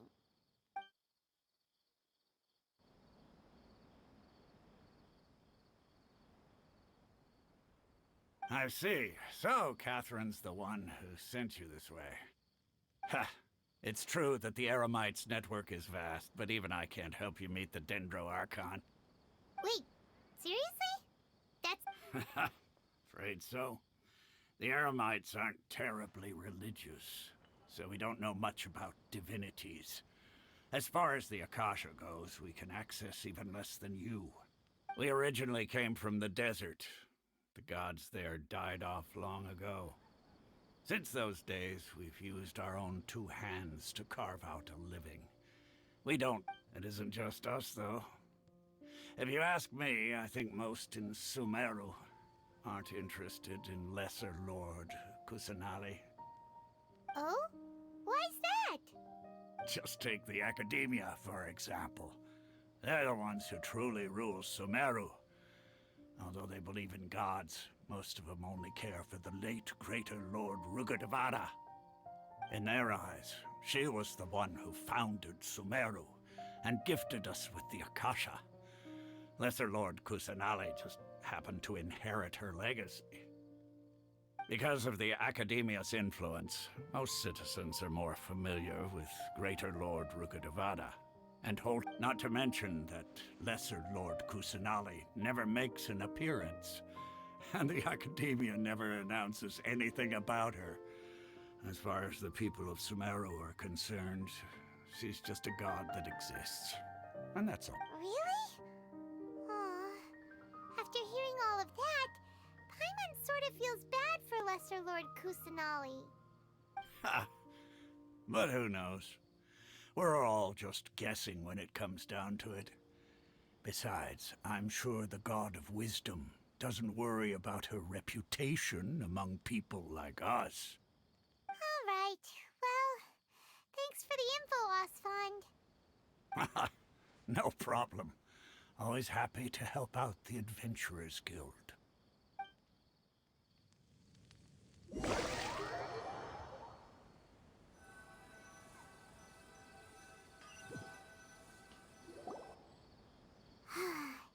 Seems Osfond was right about most people's attitudes here. Not only are they not interested in the Dendro Archon, they even say stuff like, if the Akasha doesn't think I should know, then I don't need to know about it. We've been asking for information non-stop ever since we got to Sumeru. But the harder we try, the more helpless everything seems. Isn't there at least one person in this entire city who cares about Lesser Lord Kusanali? Oh, you two are interested in Lesser Lord Kusanali? Huh? Who are you? From the sound of it, you two are Outlanders who recently arrived here. You've been asking around for information on Lesser Lord Kusanali, right? Oh, I'm sorry. I forgot to introduce myself. I'm Dunyarzad, one of Lesser Lord Kusanali's faithful followers. Whoa, really? Then do you know how we can meet with her? I'm afraid I can't help you with that. But your conversation earlier did happen to remind me of a legend about the Dendro Archon. Sure, it goes like this. Long, long ago, there was a man who heard a prophecy. It predicted that a great calamity was about to befall him. Panicked by what he heard, the man sought out the Dendro Archon in hopes that she would bless him with the wisdom to help him escape his predicament. The man journeyed across deserts and through rainforests and experienced tribulations of every kind. However, he still couldn't find any trace of the Dendro Archon. In despair, he thought, alas, the Archon has abandoned me. He then had no choice but to sorrowfully resign to his fate. Okay, and then what happened? And then, the calamity came. But to his own surprise, the man felt somehow emboldened by the trials of his journey. By relying on his own strength, he managed to overcome the adversity. At that moment, a bird perched upon his shoulder. This bird was, in fact, an avatar of the Dendro Archon. She said, "O Archon Seeker, do you now understand? She and her wisdom have long been found by you. Along your journey, we were in every flower and blade of grass, every ray of sparkling sun, and every breath of dancing wind. So long as you continue to think and ponder, we'll be wherever you go." Yeah, thanks for the story! Paimon feels all warm and fuzzy inside after that. In a way, it seems like this story is also one of the Dendro Archon's avatars. Dunyarzad, since you worship Lesser Lord Kusanali, can you tell us anything else about her? Of course. So did you two know that, I'm terribly sorry, but it seems something's come up now. Let's chat another day.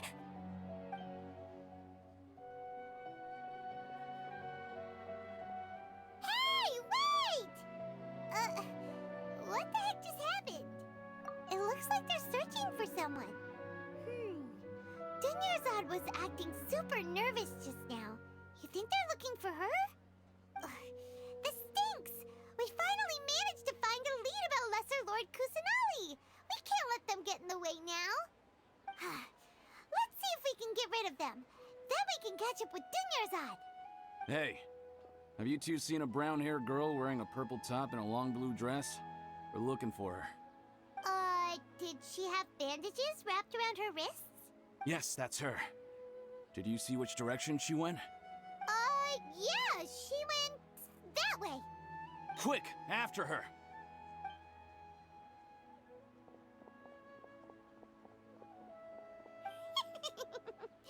That should keep him busy for a while. Let's hurry and find Dunyarzad.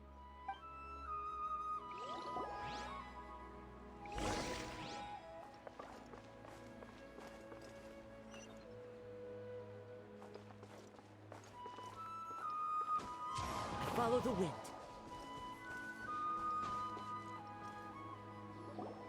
There you are, Dunyarzad. We thought you might have been long gone by now. Oh, it's you two. Oh, you startled me there.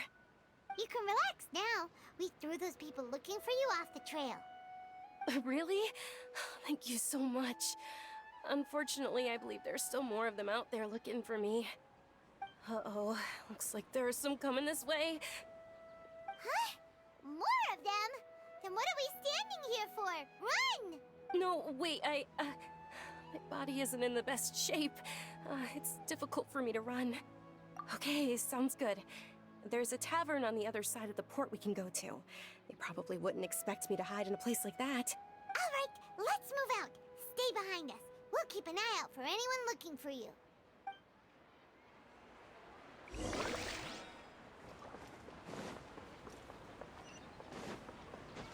Yeah.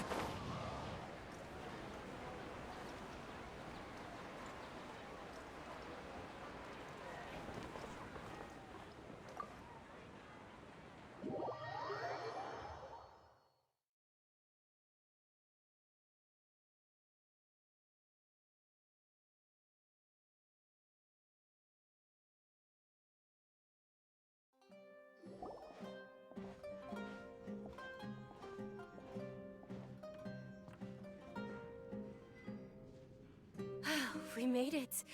Oh, they shouldn't be able to find us now. Wait! Stand down, Dia!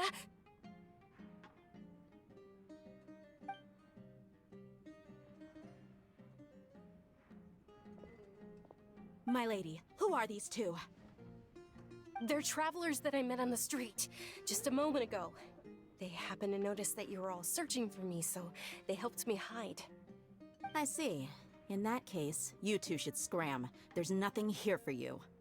Wait a sec! Who the heck are you? And why are you shooing us away? I'm Miss Dunyarzad's bodyguard, here to see that she returns home safe and sound. My lady, let's get going. You've been gone for so long that your parents are worrying themselves sick. And if I refuse to go with you? It'd be easier for the both of us if you cooperated.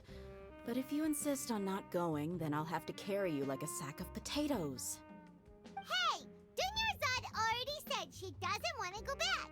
Why are you still pushing her? Stay out of this. You don't understand the situation.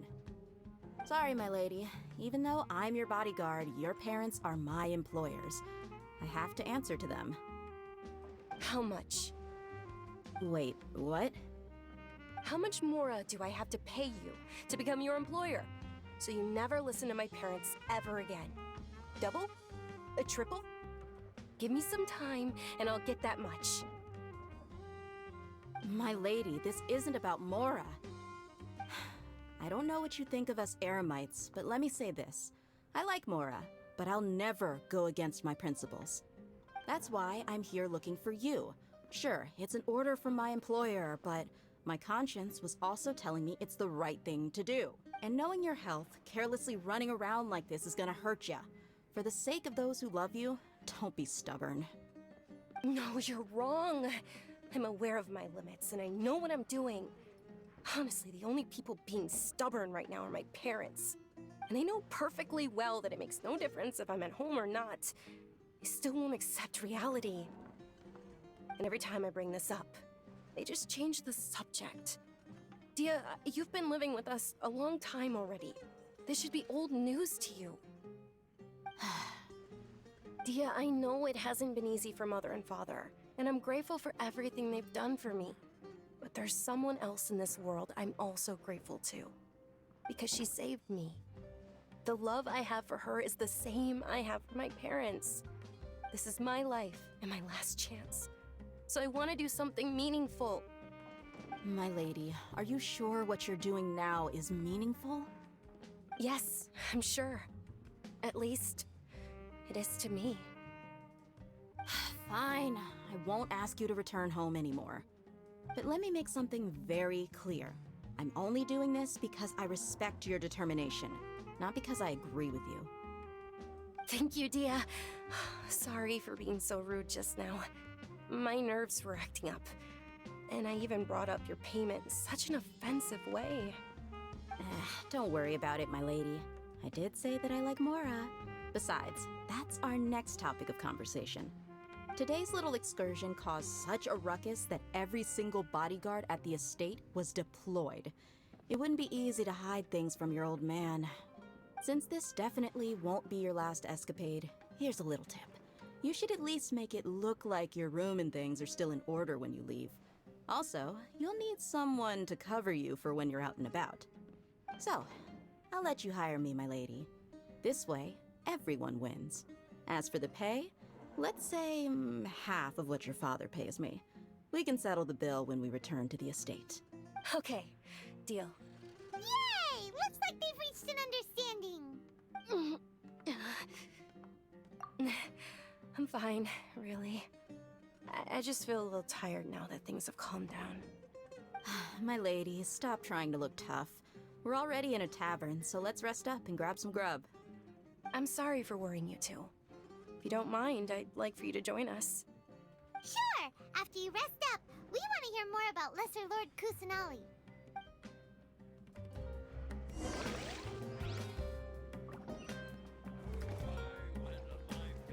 Share of crazy adventures back in the day.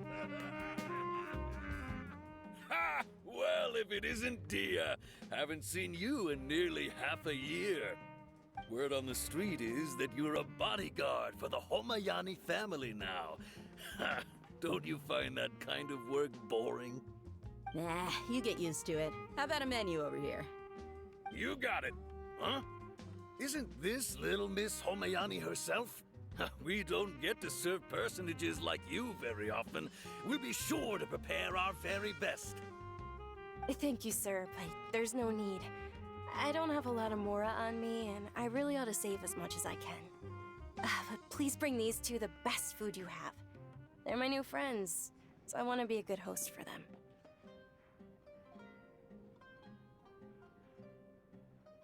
Wait, we're paying for ourselves now?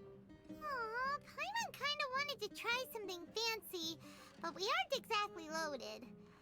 How about our coconut charcoal cakes? They're our signature snack, and they run cheap. Look, other customers over there are eating some now. They look kind of burnt and dry. Paimon will pass. What do you have against my slime dishes? Dunyarzad, we asked a lot of people when we first arrived, and almost nobody was interested in Lesser Lord Kusanali. So, what made you want to follow her? Well, remember when you asked me if I knew how to meet the Dendro Archon? Even though I don't know how, I think I've actually seen her before. Huh? Really? Yes, it was when I was a child.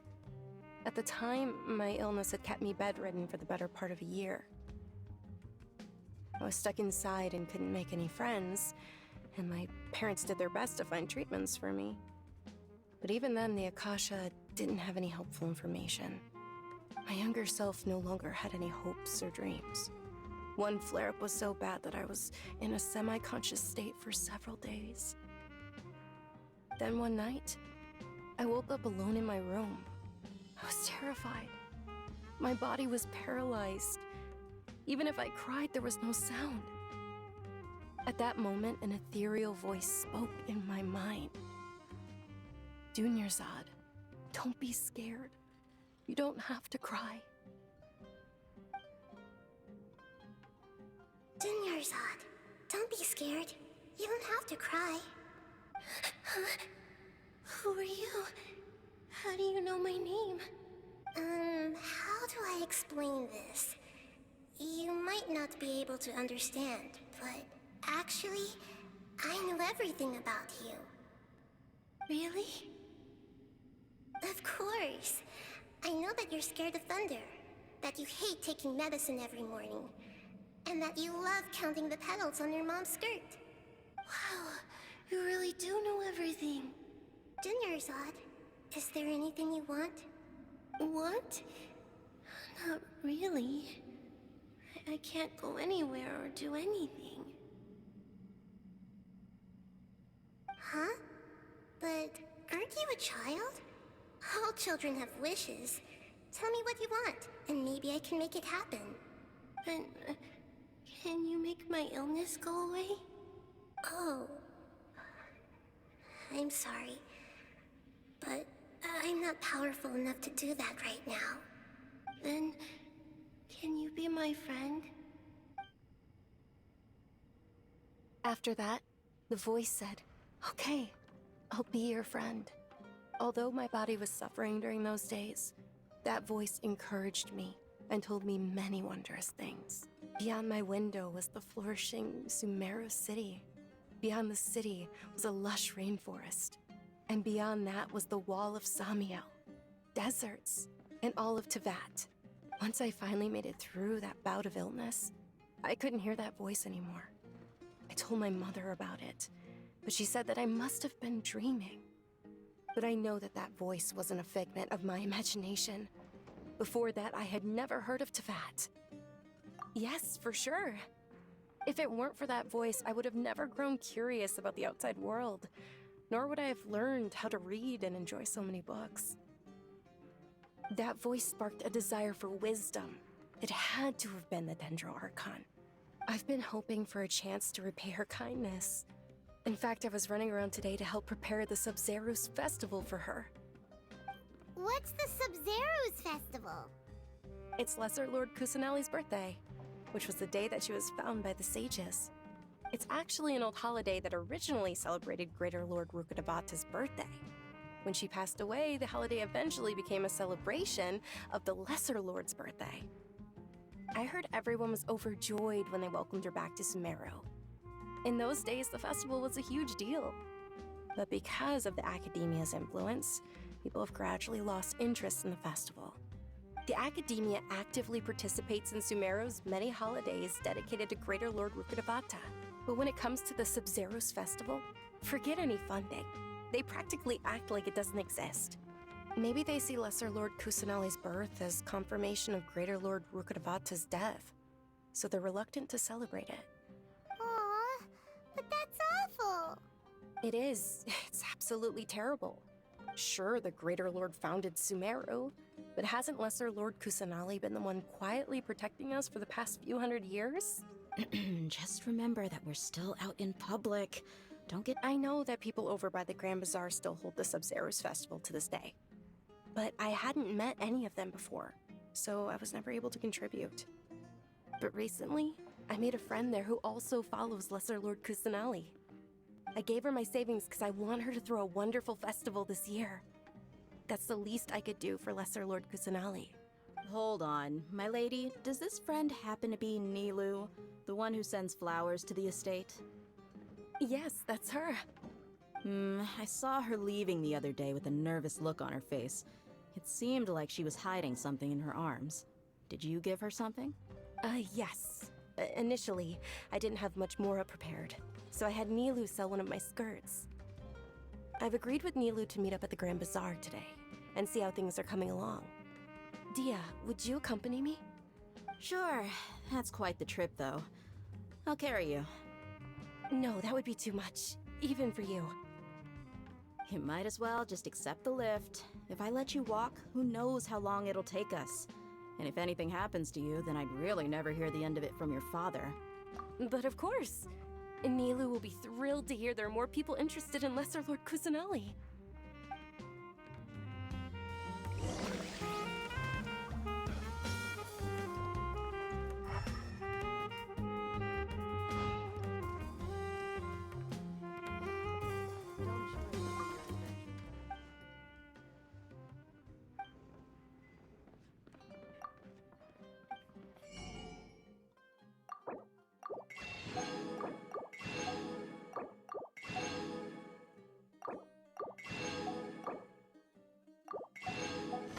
It's just tunnel visioning.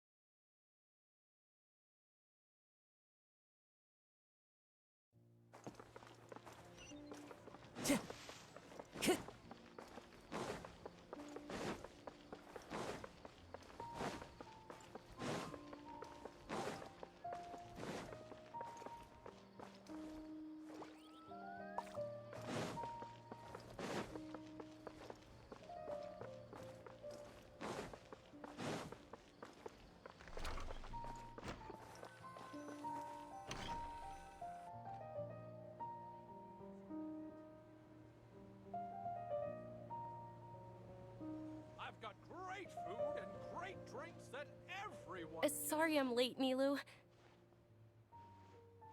Oh, Dunyarzad. It was taking you so long that I assumed you got trapped at home, but you made it in the end. Uh-oh. But if Dia's here, that means you got caught, right? You could say that, but everything worked out. She's on our side now. Not completely. Oh, and who are these two? Oh, meet the Traveler and Paimon, my two newest friends. They're visitors who just arrived at Sumeru City and are looking for information on Lesser Lord Kusanali. So you're followers from another land? That's wonderful. You two absolutely mustn't miss the Sub-Zerus festival. By the way, Dunyarzad, we've already started decorating the Grand Bazaar. It looks spectacular, thanks to your generous contribution. You're very welcome. It's the only thing I could do. Do you still have enough Mora? Probably? But don't sweat it. We've already finished renovating the stage. Come on, I'll show you.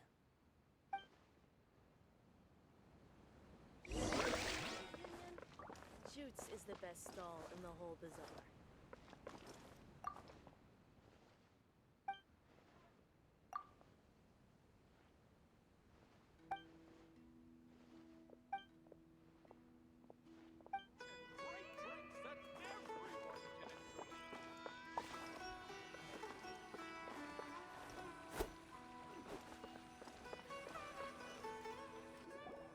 Wow! This place is amazing! Not bad. Last time I was here, the stairs were full of holes. The stairs were nothing. A little while ago, we discovered that the tree above the stage had a huge chunk of bark ready to fall off. Mr. Zubair was worried sick. We reported it to the academia many times, but they never sent anyone to deal with it. We didn't want anything bad happening, so we were going to cancel all the stage performances. Oh, probably because it was the theater asking. The academia looks down on performers like us. They probably think it would be best if the theater closed down completely. We can't let that happen, though. Not only would everyone involved in the theater go hungry, but then we wouldn't be able to hold the Sub-Zerus festival anymore. Thank the Dendro Archon for Dunyarzad. With the Mora she gave us, we hired someone to patch up the tree, and we also gave the stage a much-needed makeover. The stage is going to be even prettier when it's festival time. I can't wait for you to see it. And I can't wait to see you on the stage. You've been practicing so long already. It's almost time for your dream to become reality. It's our dream. I'll do my best for the two of us. Nilu, what are you gonna be doing at the festival? She'll be dancing the dance of Sub-Zerus, the most important performance at the Sub-Zerus festival. Dunyarzad, have you told him the origin of this holiday? I only told them about the Greater Lord and Lesser Lord so far. Okay, then I'll tell you two about how this holiday came to be. According to legend, the Sub-Zerus festival was originally the Goddess of Flowers' birthday celebration for the Greater Lord. A long, long time ago, on one of Greater Lord Rukkhadevata's birthdays, her friends threw her a celebratory banquet. Some of the gods got drunk. One started playing music, and the Greater Lord started singing, so the Goddess of Flowers began to dance. As she danced upon the grass, countless beautiful parisaras began to bloom wherever she stepped. Those brilliant purple flowers became her dazzling stage. All the gods clamored, "Oh, if only time could stop at this very moment." Of course they did. When people mention the gods, they always think of the Archon War. But Sumeru's gods also had happy times. Although they aren't around anymore, they're preserved in our tradition of dance. This outfit I'm wearing is apparently based on how the Goddess of Flowers looked. Though we're just tiny people compared to the Divine, we still have to do our best to make sure that the birthday girl feels loved on her special day. Nilu, you of all people will definitely be able to convey our well wishes to the Dendro Archon.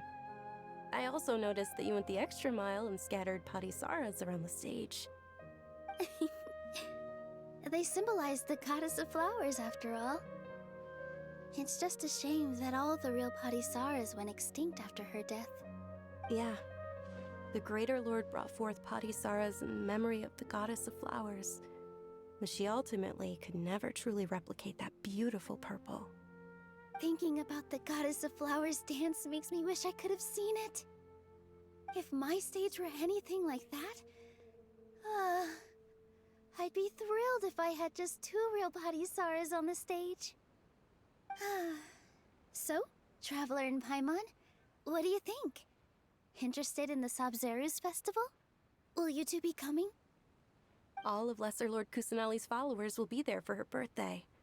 It'll be a good opportunity for you to learn more about her. Ooh, Paimon thinks that's a great idea! Of course Paimon wants to watch. Those two things aren't mutually exclusive, you know. So how about we all attend the Sub-Zero's festival together? Dunyarzad, let me show you which stage decorations we've picked out so far. Traveler and Paimon, if that doesn't sound interesting to you, then feel free to explore the area. Everyone at the Grand Bazaar loves Lesser Lord Kusanali, and we're all looking forward to the Sub-Zero's festival. In that case, we'll take a look around.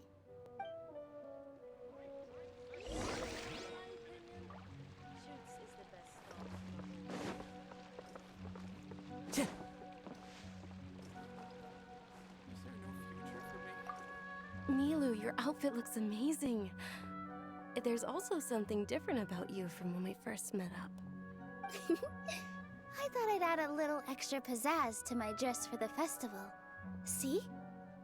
Wow, did you sew all that yourself? Uh-huh. Sewing is a fundamental skill for everyone in the theater company because we make all our own costumes. I've noticed that you can't keep your eyes off that crown over there. Would you like to try it on? May I? Of course. The legends say that the goddess of flowers had beautiful horns on her head, so this crown was made to reflect that. Dunyarzad, you look absolutely stunning with it on. It's like I'm looking at the goddess of flowers herself.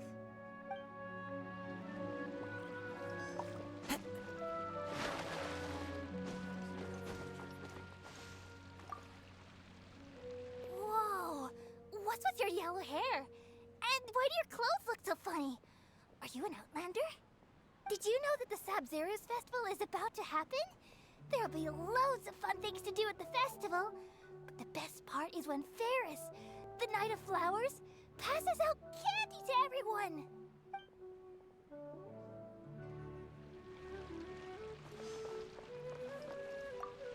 Huh. Revamping the stage for the festival couldn't have been easy, that's for sure.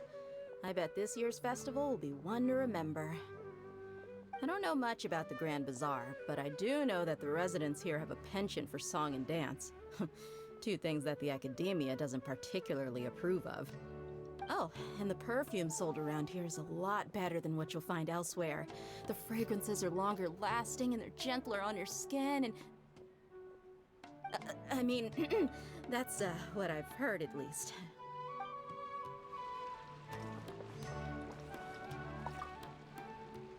Things are really shaping up, and there's a buzz around the festival this year. We're expecting people from all over to come by this year and buy things during the festivities. Don't be fooled into thinking that Sumeru City has the best of everything. Some festival snacks are only offered here in the Grand Bazaar. And when it comes to musicians, dancers, or singers, the Grand Bazaar's got the best of the best. Sure, those folks at the Academia might not like it, but what's a festival without song and dance?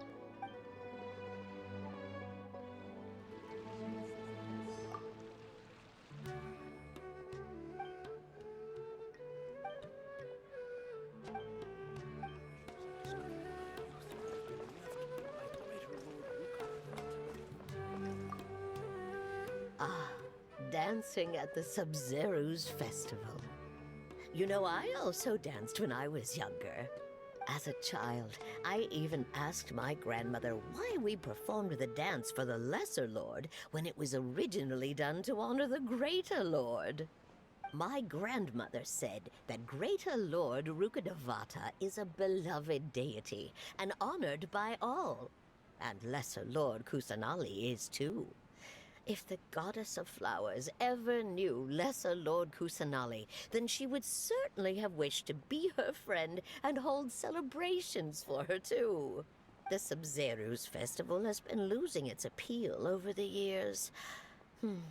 That is, until a wealthy benefactor stepped in this year and brought the festival back to life. I heard she forked out a lot of mora to make it all happen.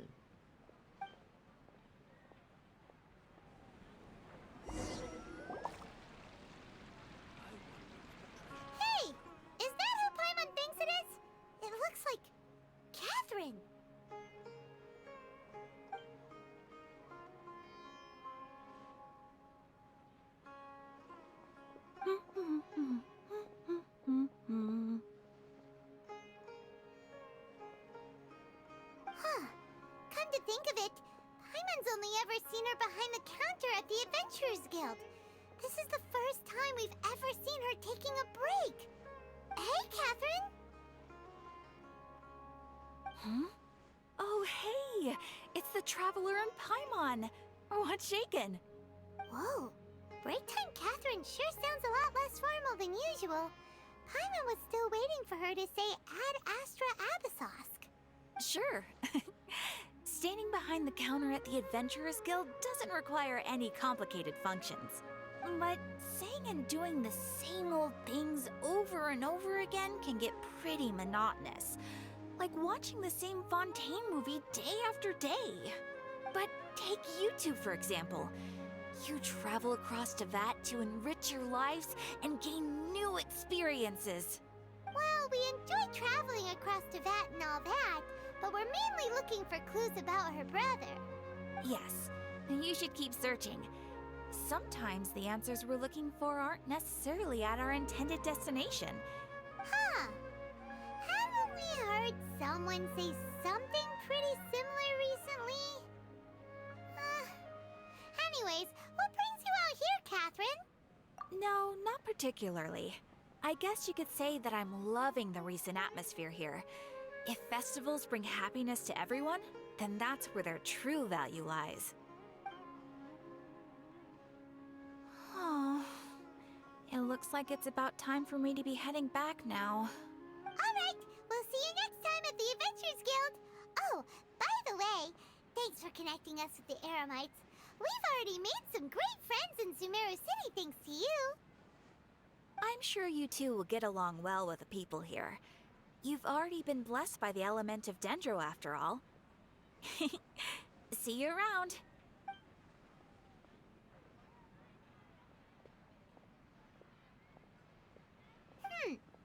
There's something really different about Catherine today. Hey, Traveler. Paimon. Oh, hey, Dia. What's going on? I've got something to tell ya. My lady knows you're looking for ways to meet Lesser Lord Kusanali, and she's been trying to come up with a way to help you. Well, I have an idea that might help. Are you serious? We'd love that! It might not necessarily pan out, so don't get your hopes up too much. I'll need to take you two somewhere and ask someone some questions. My lady is feeling a little worn out at the moment. Nilu's found a place for her to rest. After I take my lady home, let's meet in front of the Citadel of Regzar. Sounds like a plan! Let's head over to the Citadel of Regzar and wait for Dia!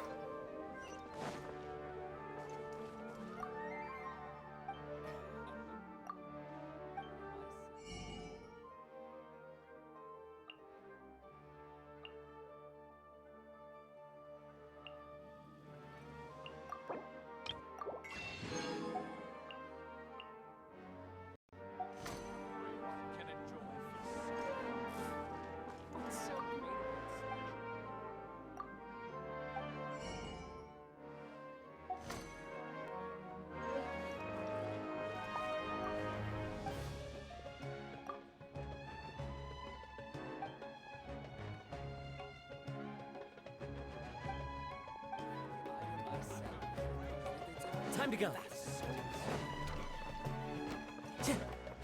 Time to go.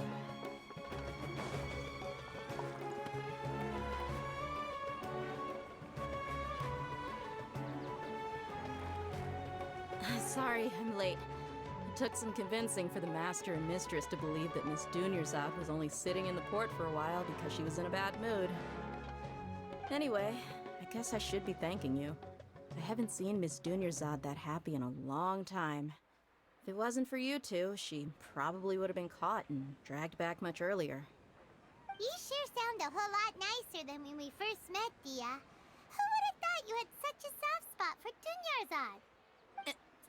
It's called being a professional. I'm a bodyguard, and I work for whoever's paying. Look, Dia's blushing. Listen, you two. I don't expect to be working for Miss Dunyarzad very long, but I hope to finish things on a positive note if possible. Let's cut the chit-chat and head into the Citadel. We'll see if the person I know has a way for you two to meet with the Lesser Lord.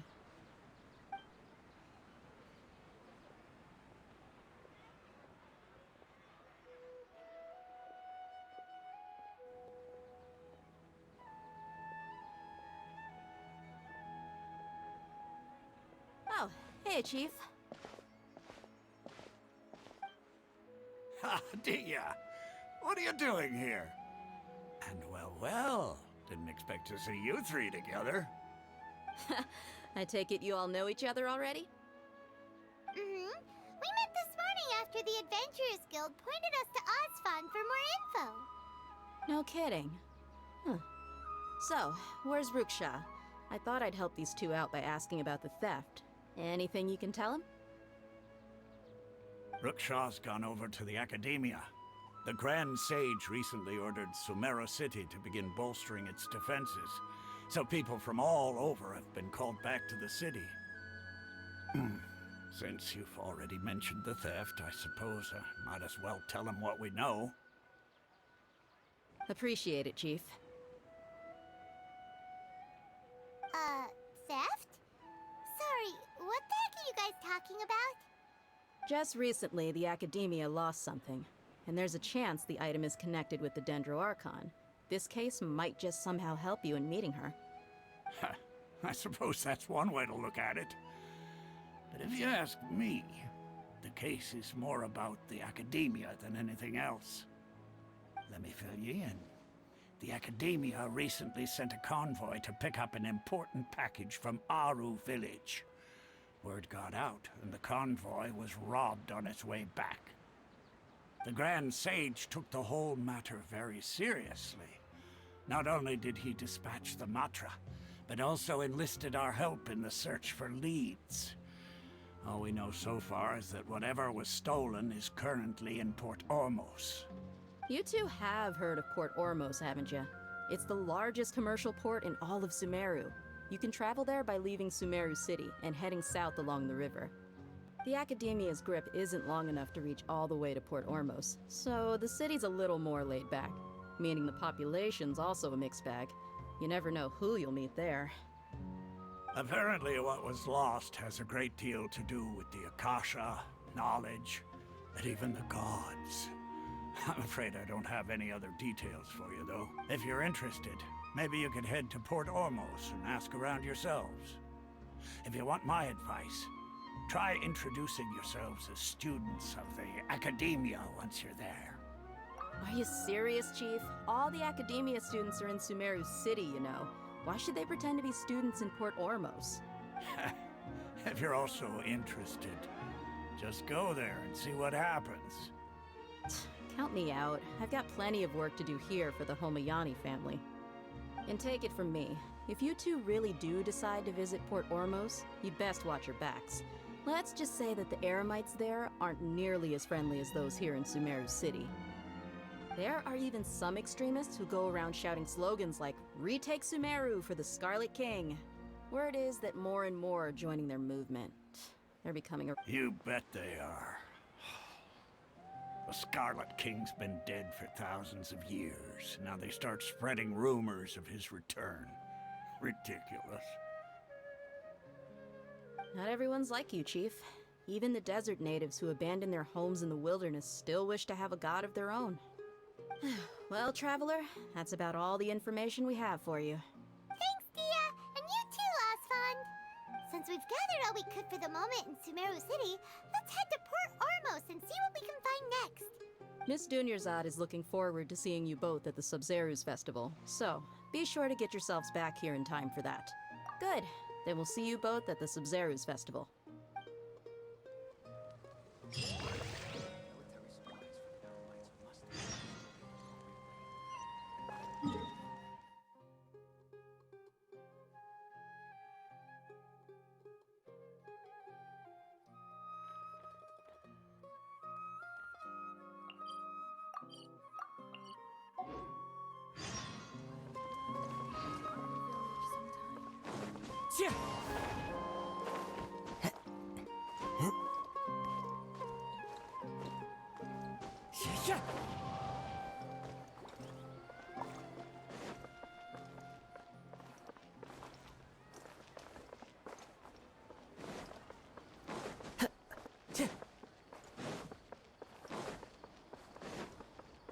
Time to go.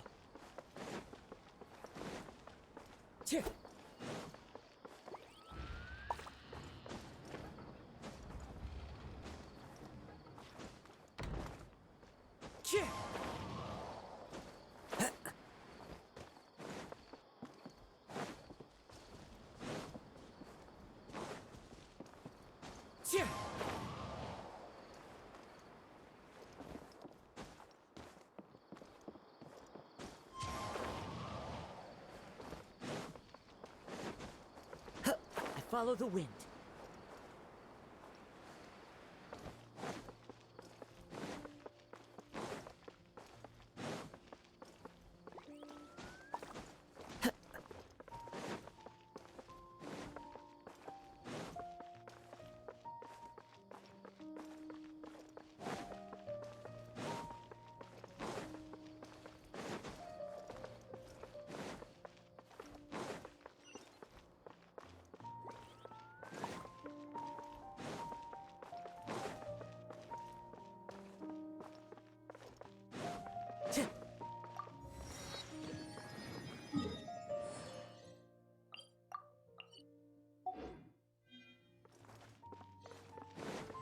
Time to go.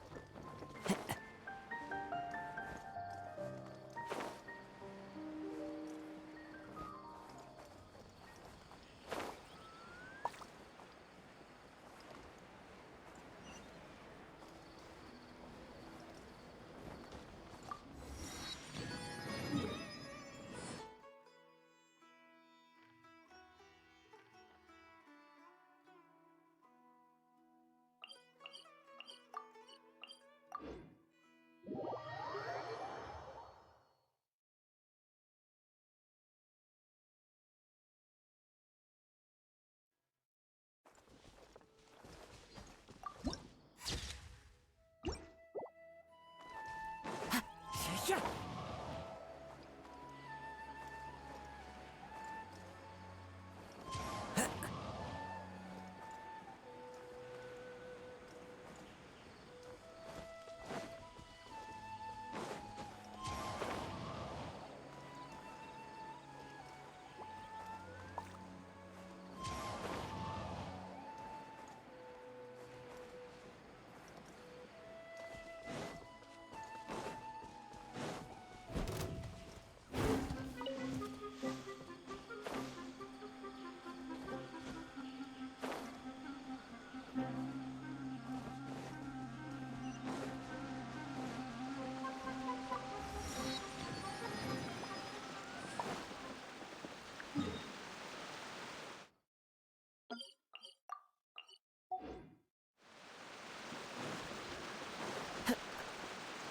Time to go.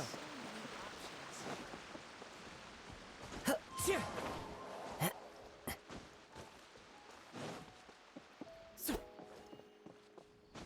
Yeah.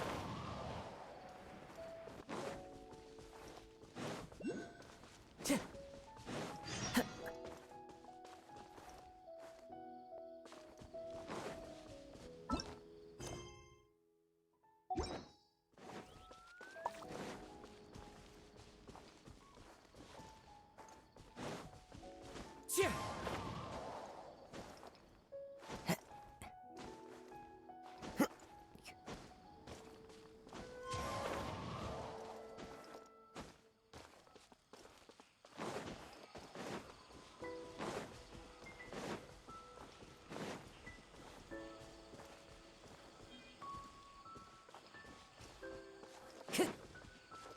Time to go.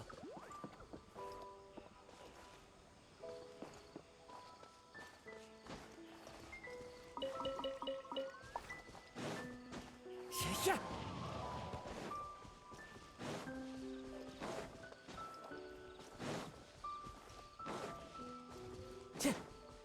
Time to go.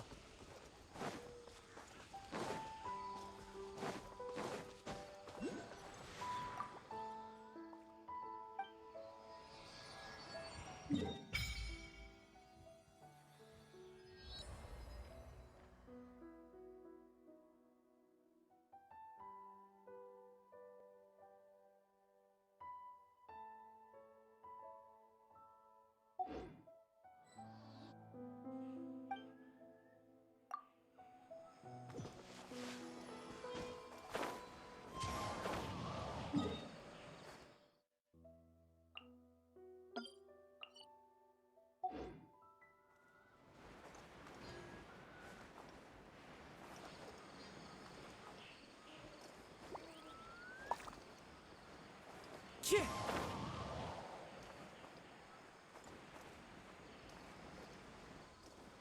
Shit!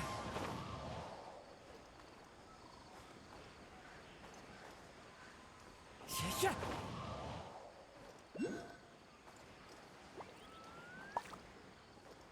Shit!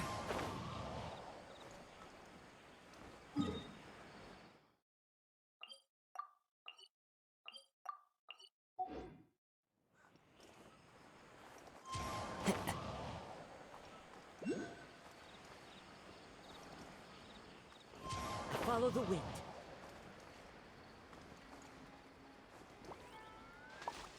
Shit!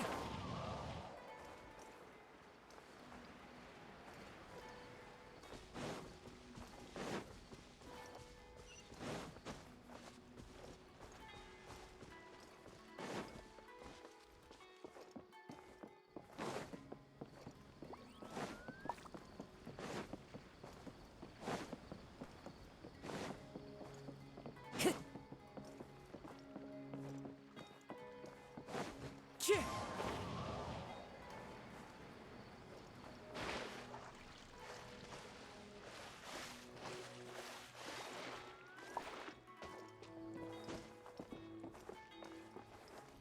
Time to go. Shit! Shit!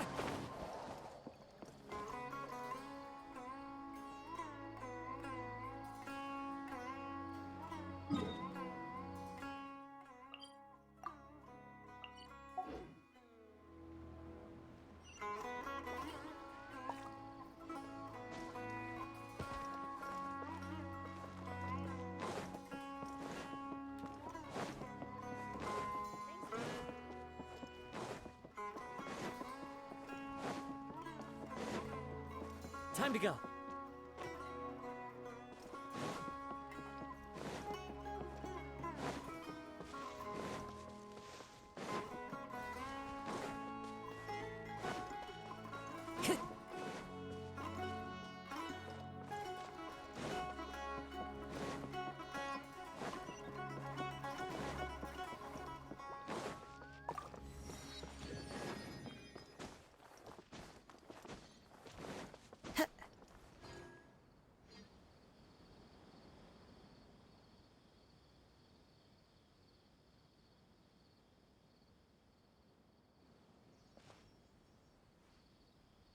Come and have a good look yourself.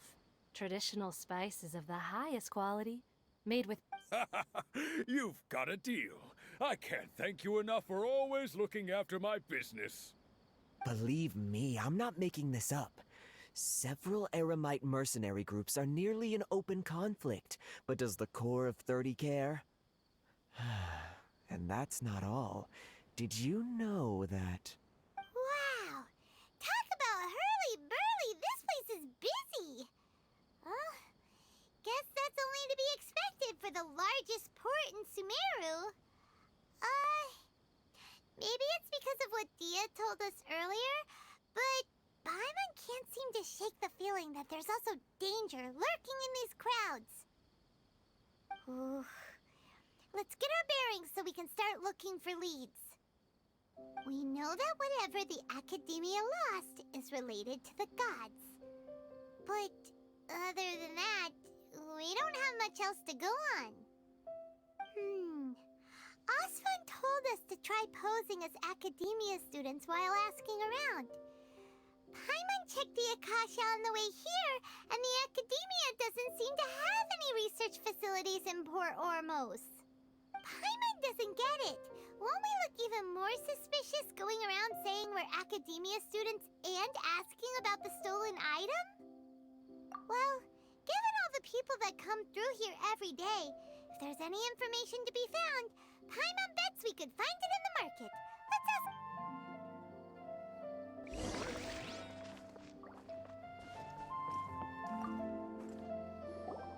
Welcome. Welcome. How can I help you two? Hi there. We would like to ask you a question. Do students from the Academia ever come to Port Ormos? Of course. Especially around this time of year.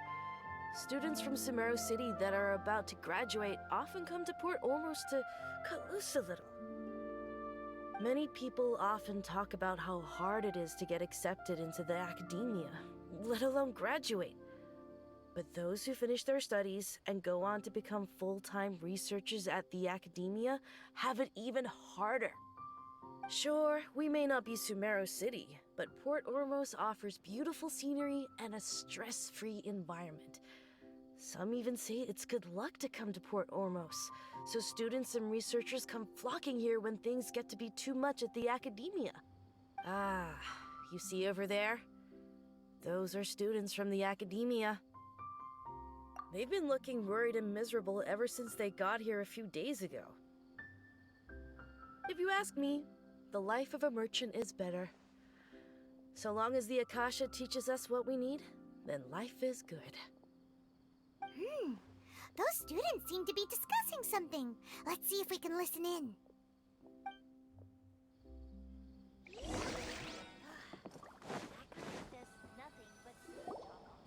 It's no good. I've tried asking around, but I haven't been able to learn anything useful.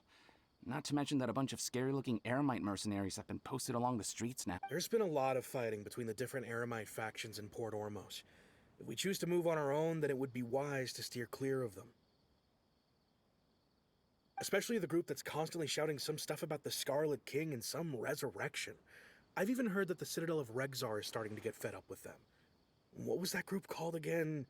Ein something or other? They're called Ein El Akhmar. Today, I heard that the thing we're after might be in their possession at the moment. Wait, come again? Don't you see? Many of the Eremites in Port Ormos deal with trading this kind of thing. They're usually pretty wary of outsiders, but not so with students of the academia. It's because the kind of goods that students are looking for aren't the kind of goods that Eremites are after. As long as they know you're a student, then deals can be made. I've heard that Ein al-Hakmar likes to set up shop at the Jafar Tavern. Supposedly, if you're willing to part with 500,000 mora, they'll give you info on anything. Wait, did you say 500,000? If information alone costs that much, then how could we ever afford to buy what we're looking for? I guess we might as well give up on trying to graduate this way. I wouldn't worry too much. Our field of research is very niche. Who else could possibly be after that kind of shady knowledge? I bet it's practically worthless to anyone aside from us. Well, I guess that makes sense. Then the only thing left for us now is to find a way in. Why don't we all just pool our money together and pay for the information? Whoa! Did you hear that? A niche field of research and shady knowledge? It all sounds pretty suspicious to Paimon. Is knowledge something people just buy and sell like that? So, what's your plan? Wait, didn't you hear what they just said? Buying information is going to cost us 500,000 mora! Have you lost your mind? Oh, alright. Paimon never thought she'd agree to parting with that kind of mora. But if you know what you're doing, then we should give it a shot.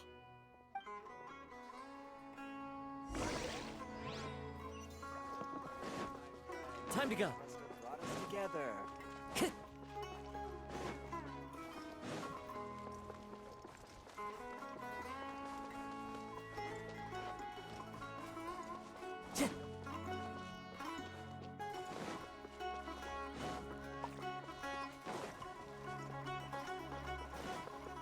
This is the place we heard those students talking about.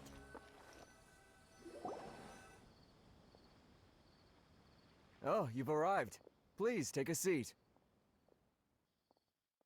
So, they think that they can go toe-to-toe with the boss?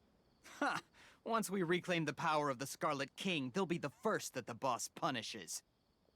They're nothing to be afraid of. Our main rival now is the Caracal Battalion. They've also amassed a significant amount of Mora this time, so we mustn't underestimate them. How can the Caracal Battalion compete with the boss when they're nothing but a bunch of money-grubbing opportunists out for a quick Mora? Yeah, With Boss's fervent devotion, he'll be able to use this power to bring our god back this time. Huh. All these guys talk about is the Scarlet King, so they're probably the ones we're looking for. Greater Lord Ruka Devata. That traitor and her followers must not be spared. The day will come when the Scarlet King exacts vengeance on Sumeru, and all of them shall be punished. Yeah, Paimon was wondering what they meant too. We should ask about that if we get the chance later.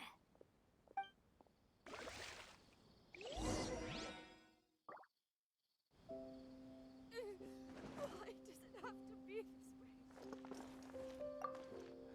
way? Huh? Who are you? What do you want? A traveler? Now's probably not the time to talk about that. Didn't the students say Eremites are wary of outsiders? A student? Huh. What's a student from Sumeru City doing in Port Ormos? Ah, well, if it's info you want, you've come to the right place. The question is, can you afford it?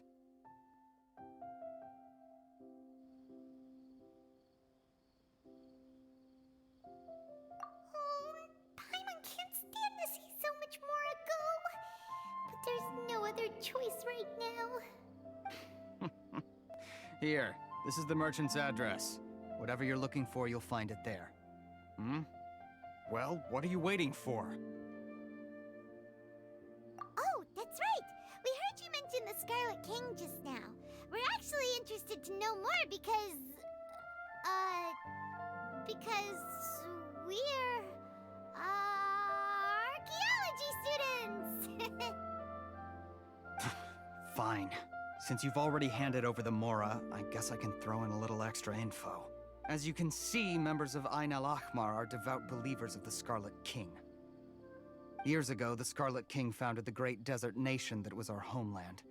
It was an advanced civilization, far beyond anything you'll see in present-day Sumeru. The Scarlet King was the rightful god of wisdom, but he was betrayed by a companion he trusted. She even stripped him of his title, God of Wisdom. So, you mean the traitor was... Greater Lord Ruka Devata, yes. That shameless wretch destroyed the Scarlet King's civilization, and our ancestors were forced to flee to this land where we were made to suffer the tyranny of our enemies. Furthermore, she conspired with the academia to cover up the truth of her actions, and create the merciful and benevolent facade for which she is now known. Ugh, just thinking about it sickens me. But the story doesn't end there, oh no. The Scarlet King isn't truly dead. The voice of the Oracle has been heard in the desert. Mark my words, our god shall return. And when that day comes, all followers of the traitor and all the desert dwellers who have forgotten their true god will suffer retribution together. If what I'm saying makes you shiver with fear, it might not be too late for you to become a believer of the Scarlet King. I don't have anything to say to you academia people about that. I think this conversation has reached its end. Not just yet. This man is a fraud. Huh? You again? Deranged academia lunatic. Yes, it's me again. I already warned you that if you weren't willing to sit and discuss things with me, I'd take measures to make things uncomfortable for you. Listen to me. That address he gave you is fake. Or at least, you won't find a merchant waiting for you there. This group has been boasting all around that they can provide information on a certain item as a means of luring people into their territory. Once you show up, they keep up the act until they have hard evidence that you want to purchase said item. Then they use that to squeeze you for all the more you're worth. Hey! Shut it all, Hatham! What are you playing at, trying to ruin our business like this, hmm? I told you the other day. I wish to discuss my terms with your boss. Ha! The boss made it perfectly clear that he won't negotiate with you. Yes, and in no uncertain terms. But that was then. It does not preclude him from changing his mind in the future. I'm warning you. Don't push us, or this could get ugly. We don't usually get rough with people from the academia because it just complicates things. For a lunatic like you, though, we might just have to make an exception. If you're suggesting that we escalate this from a verbal exchange to a physical one, I accept. After all, even the Archons used war to negotiate the ownership of Teyvat. If, on the other hand, we can't agree on any means of negotiation at all, then I will jeopardize the Eremites' reputation, which I know you value above all else. I am quite confident that if I began to take such action, your boss would willingly approach me himself. However, I fear that by then, some things will have happened that cannot be undone. Also, a word of advice. I suggest you tell your boss exactly what happened here today. Otherwise, he might blame you for not telling him in the future. What did you say? Consider this. Have I ever failed to follow through on my word in the past? This guy is really out of his mind. Okay then. If you really have a death wish, let's meet a week from today. The pier in front of the Pharos Lighthouse, 4 o'clock in the afternoon, sharp. Don't expect us to hold back. Not so fast. First, you return the 500,000 mora to them.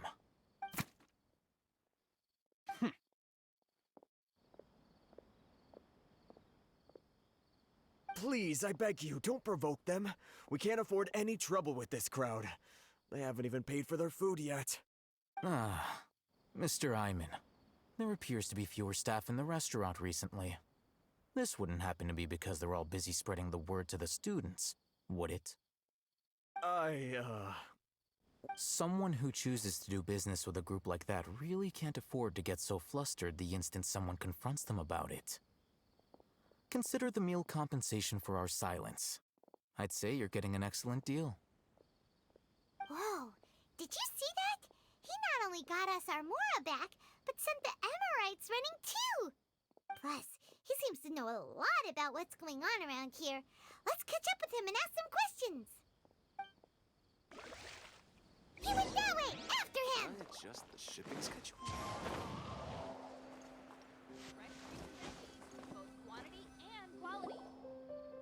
Wait up!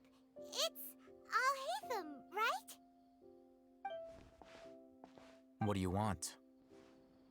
No need for thanks. My goal was to get to them, and you two gave me just the opportunity I needed. We're even. Oh, I advise you to keep your distance from them.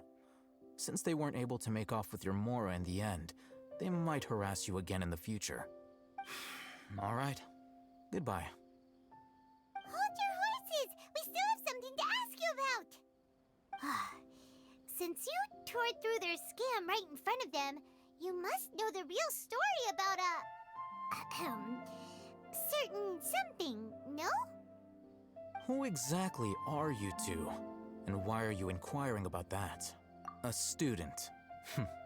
Right. Look, you should know that those thugs conducting business with you had nothing to do with your lie.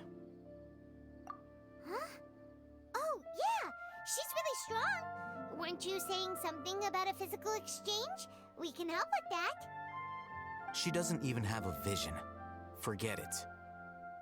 Maybe not, but she can still use elemental energy.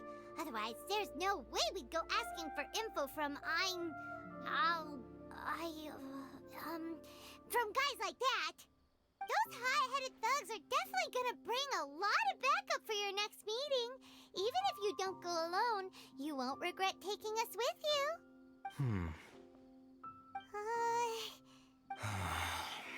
All right, I accept. Got a pen and paper? If you're searching for someone who sells that kind of merchandise, I'll give you one of their addresses, and you can try your luck. We'll reconvene at the appointed time by the pier. It doesn't matter if you show up or not. So, since you were happy to give us this merchant's information, does that mean you can tell us exactly what we're after? You were willing to part with 500,000 mora for something and you didn't even know what it was? Okay. Well, if you truly are as skilled as you claim, then you can beat the answer out of them when they become hostile. Look, if you've been making inquiries, then you have to know something by now. Tell me what you know so far, so I don't waste time repeating information. We know it's connected to the academia somehow, and that not only do the Eremites deal in it, but some students... You know almost everything there is to know, but you're unable to compile this information because you've never seen the object before.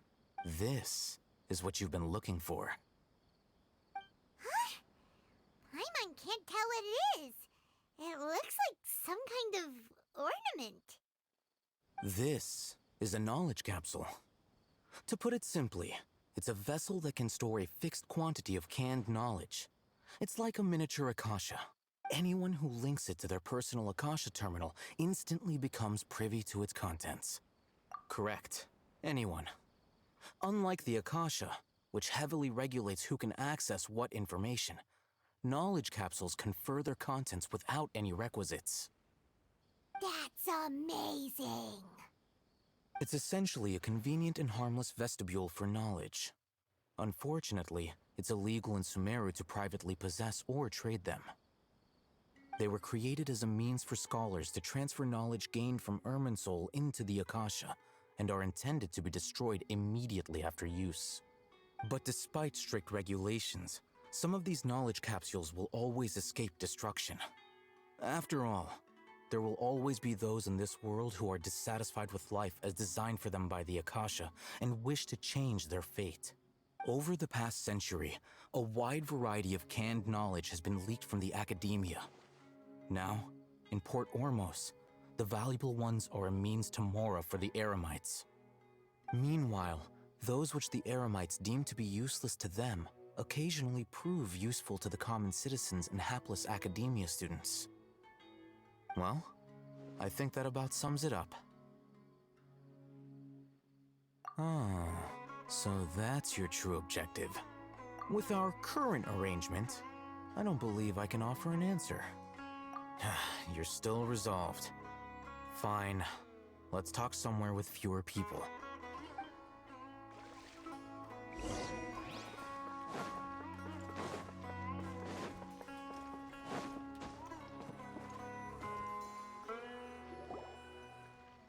Let's continue our conversation here. If you wish to learn more about the knowledge capsule that the Academia lost, then you must help me with something. I need you to find someone named Dory, a traveling merchant. Unlike the peddlers who hawk inferior knowledge capsules, she often has quality goods in stock. Some say that as long as there is profit to be made, there is nothing she won't dare to sell. She's guarded against people from the Academia because most of her wares don't comply with Academia regulations. I think she blacklisted me. I met with her informant, but it soon became clear that they had no intention of letting me get any further. Become one of Dory's customers and earn her trust. This is my condition for further collaboration. Why do you want us to meet with her? Until you complete this task, you don't have question privileges. Fine. So how do we go about doing this? You two are outlanders who haven't been here for long, so Dory should view you as safe clients. I'll give you the informant's address and their contact password. Beyond the password, though, I have no way of knowing what other tricks she might have up her sleeve. You'll have to... This is kind of nerve-wracking. The true challenge begins after you meet her. She has a keen nose for Mora and a shrewd eye for wares, and she only likes customers who she deems to have good taste. I'll prepare some funds for you. Buy her highest quality wares and earn her approval. But we only just saw a knowledge capsule for the first time. We don't know how to tell which ones are good and which ones are bad. That's true. Have you two heard of elemental sight? Oh, that's a surprise. Guess I'll have to hold you in higher regard.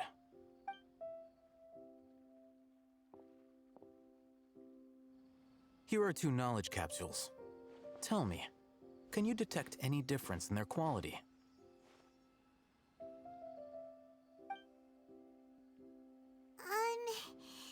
They look the same to Paimon. Try inspecting them with elemental sight. How'd it go? Did you see anything? Rumor has it that higher quality knowledge capsules generally appear brighter when viewed through elemental sight. That's because knowledge originates from Irminsul, the root of Dendro power itself. The more powerful the knowledge, the richer it is in Dendro energy. However, some canned knowledge with a high concentration of elemental energy is of little use in contemporary times, so those capsules are of little value. Using elemental sight is merely a stopgap measure, but it should suffice for earning Dory's trust. That sounds pretty impressive. Here's a sheet with the informant's location and contact password, and here is the mora for purchasing canned knowledge. Don't be cheap. You'll need to spend to catch Dory's eye. If there's any mora left over, just keep it. Oh, and be sure to exercise some caution. There have been Matra present in Port Ormos lately. Your efforts will be for naught if they catch you. Matra? They belong to the Academia's regulatory body. They also handle cases of illegal canned knowledge transactions. Like I said, the Academia has banned both their trade and possession. The Matra are razor sharp. You're in for nothing good if they lock their sights onto you. If you two want to back out, now's the time.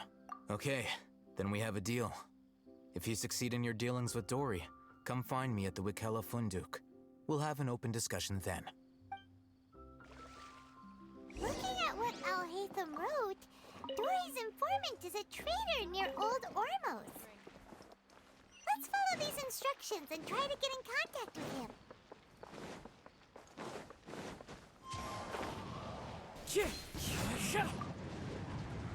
Hello. What are you two looking to buy?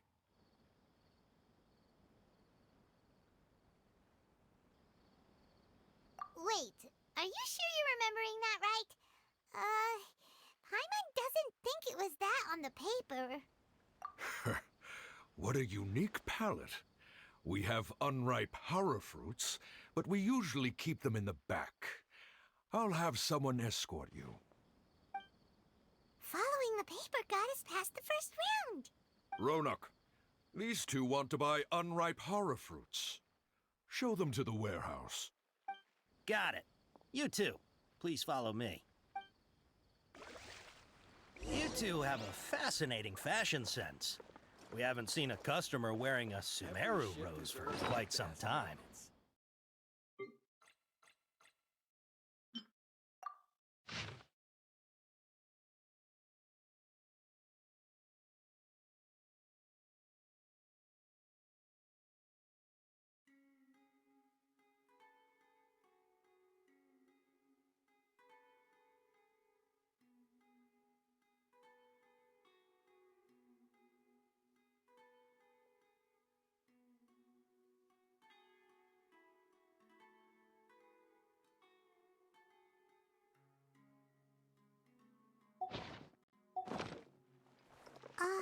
Hold on. Let me think.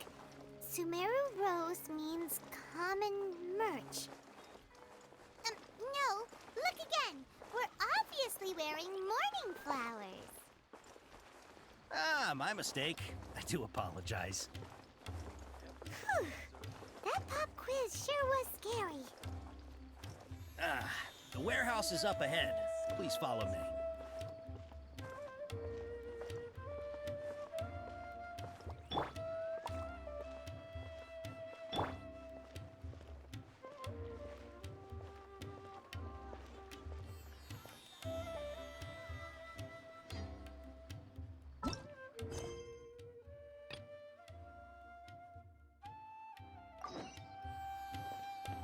Shine down!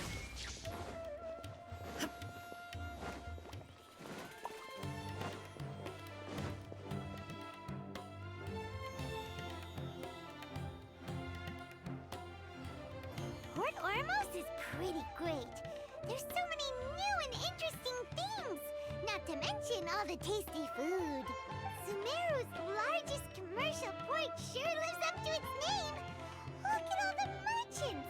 And everyone seems excited just to be here. How did things end up like this? All thanks to your artistic license. That's how. I should have made you wait until we got an update from Tanja. But when I finished the prototype Aranara yesterday, you agreed that the kids would like it. That's why we tried bringing it out for a test run today. Well, I never thought they'd dislike it so much. Oh, what should we do? Whoa. Yeah. Compared to everyone else, they seem really down in the dumps. Let's go find out what's going on. Hey there!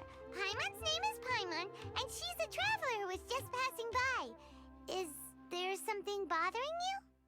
Oh, I noticed you two a moment ago. Welcome to Akara Crafts, the best toy store in Port Ormos.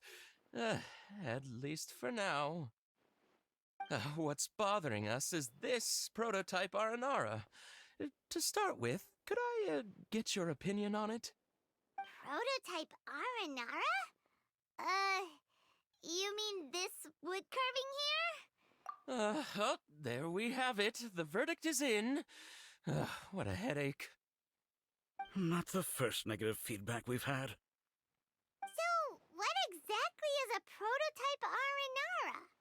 So for context, Aranara are magical creatures in Sumeru fairy tales that live for the store's 20th anniversary. We plan to release a series of hand-carved toys based on the Aranara stories that kids know and love. This is a prototype we made to get an idea of how they would react. But when we put it out there, the reaction was not quite what we'd anticipated. They thought it looked like a mushroom too, huh? No, worse than that, actually. I can't quite describe it, though. And I'm also not very good with kids. Maybe you could ask them for yourselves.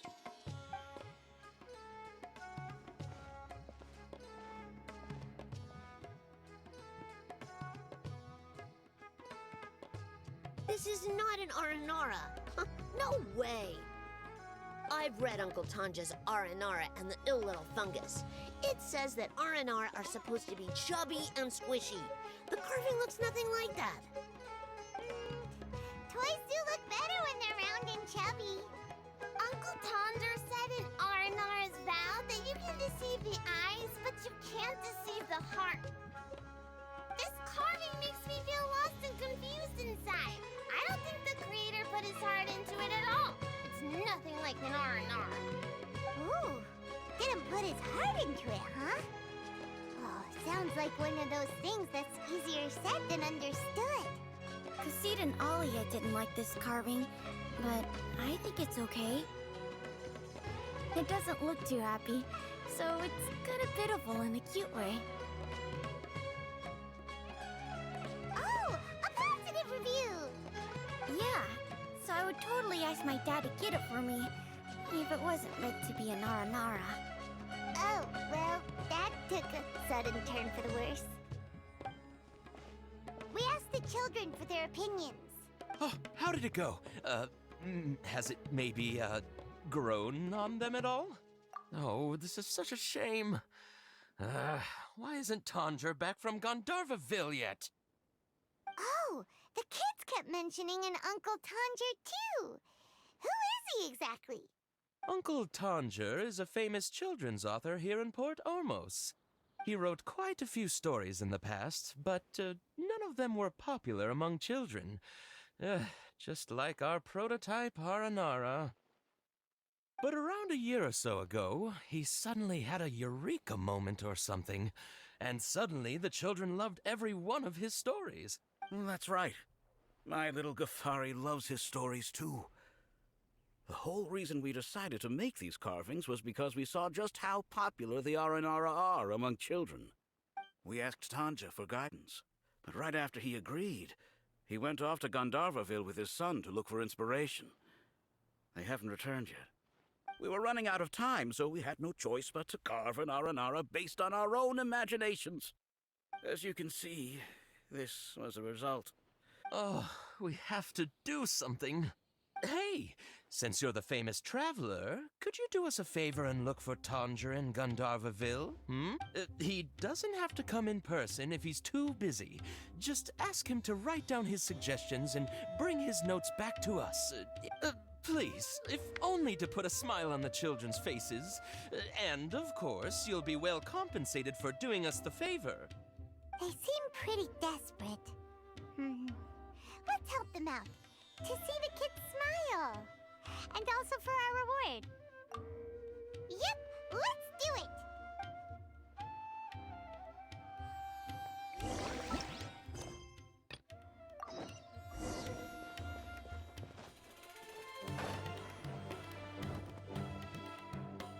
Before I retrieve your products, I need to confirm a few things. Please forgive me, but we may not have sufficient stock for you today. Earlier, many of our hara fruits were taken by mice. Hold on. That's not right. Taken by mice means they... I'm sorry.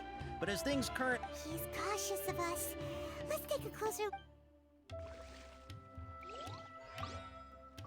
Before I retrieve your... please forgive me, but we may not have sufficient stock for you today. Earlier, many of our hara fruits were taken by mice. Thanks. If better goods come in, you'll be the first to know. You look like you have some skill. Why don't I pick out some fruits that'll make you dizzy? No, that's not it.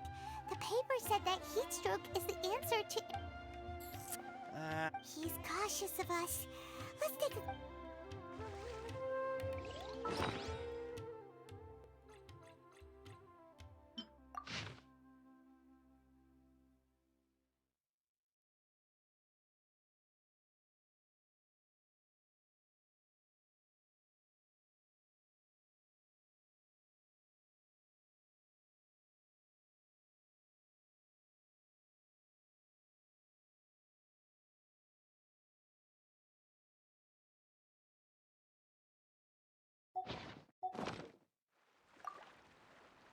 Before I please forgive me, but we may not have sufficient stock for you today. Earlier, many of our hara fruits were taken. You look like you have some skill. Why don't I pick out some fruits that'll make you dizzy? Yep, that's the right answer. But eating hara fruit that makes your head and ears ring? Would you like your hara fruits to be packaged in the Sumero City or Port Ormos style? I'm guessing that you're going for a more traditional packaging since this is your first time here. Wait a sec. Sumero City style means we're only buying a few things. He won't... He's cautious of us. Let's take a... Before I please forgive me, but we may not have sufficient stock for you today. Earlier, many of our hara fruits were taken by mice. You look like you have some skill. Why don't I pick out some fruits that'll make you... Yep, that's the right answer. But eating hara fruit... Would you like your hara fruits to be packaged in the Sumero City or Port Ormos style? Wow, you two sure are generous customers. We'll be sure to package your... Okay. Everything has been confirmed. Miss Dory is waiting for you up at... Shoot! It's the Matra! Run! What? The Matra? Where? I'll hate them said we're done for if they catch us. We gotta get out of here. We don't know this area, so let's follow that informant.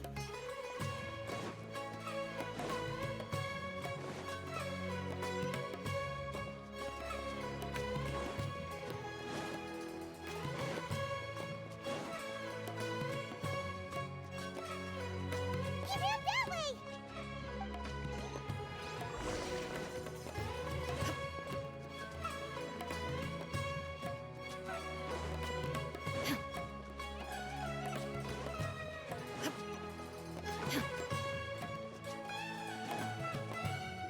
Look, he's over there!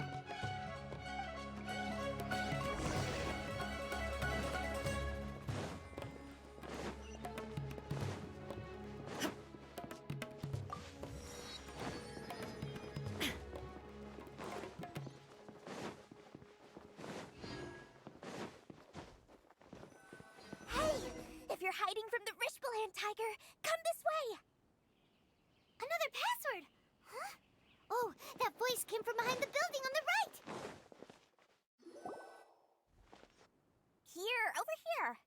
You can stop running now.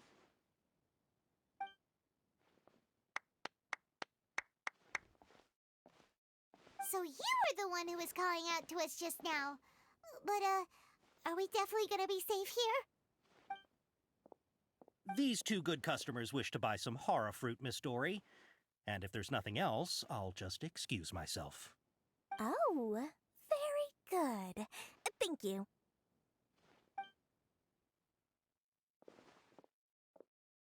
Huh?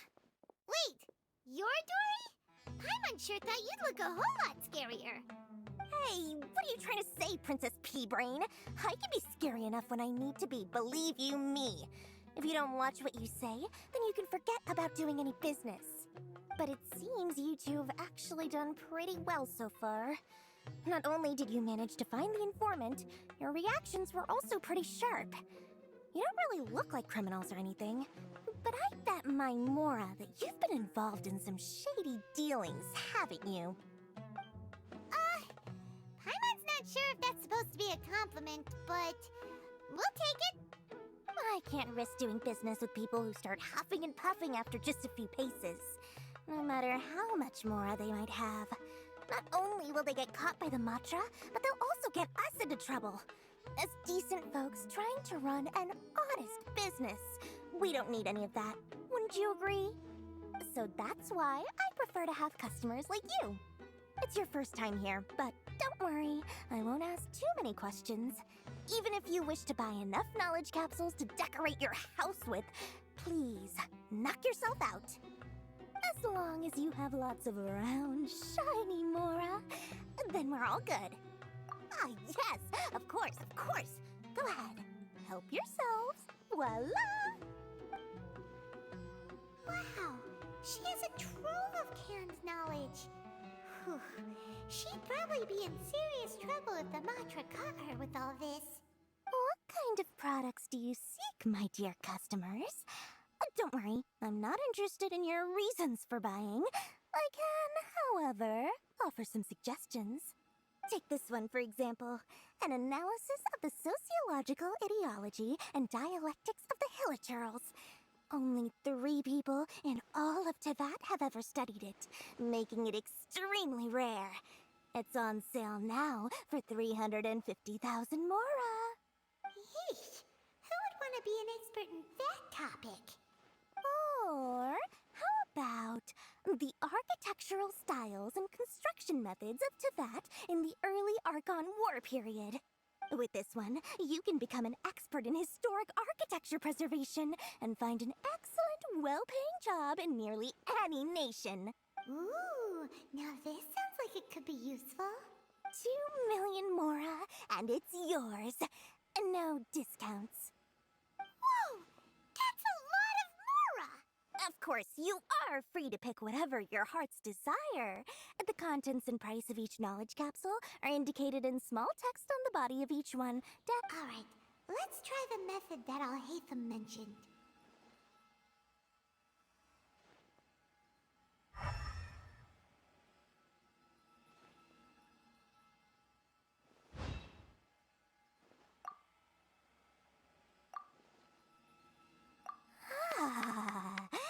You've really got a good head on your shoulders. We'll take these, please and thank you.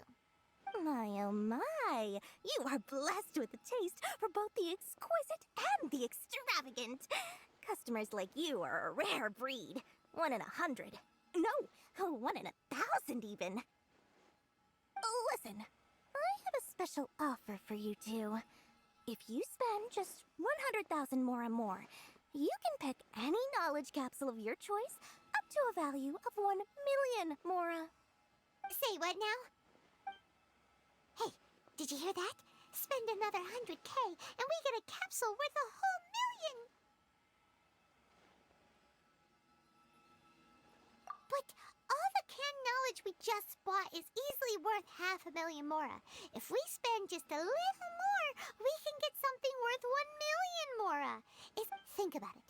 We've gone to all this trouble to get this canned knowledge. And so far, aren't you even the least bit curious about how this whole canned knowledge thing works?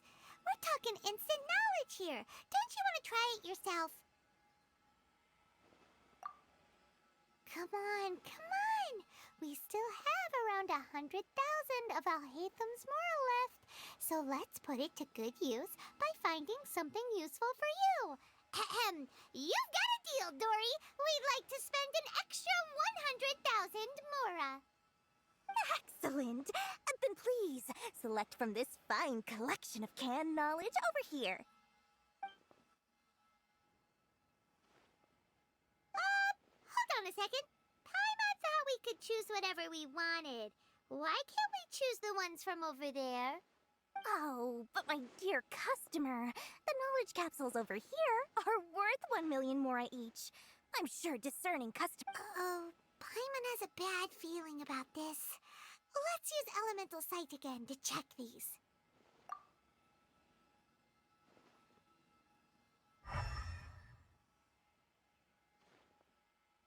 So, what did you see? So, they're all worth about the same amount? Well, anyway, the mora's already been spent, so let's at least try to find something useful. Let Paimon take a look here. An introduction to traditional Sumeru brewing techniques, the art of growing spices, an overview of ancient runes. Oh, how about this one? Sword Fighting Techniques 8. Not sure we'd ever find volumes 1 through 7, but at least this knowledge should be useful, right? Dory, we'll take this one. All right, very good. I'm expecting some new goods in the next couple days, so be sure to check back again soon. Whether it's canned knowledge or anything else you need, bring your mora to Dory and doors will open. Our dealings with Dory went smoothly enough. Let's head to Wakala Funduk and meet up with Alhaitham. Hopefully now he'll finally tell us about what the Academia lost.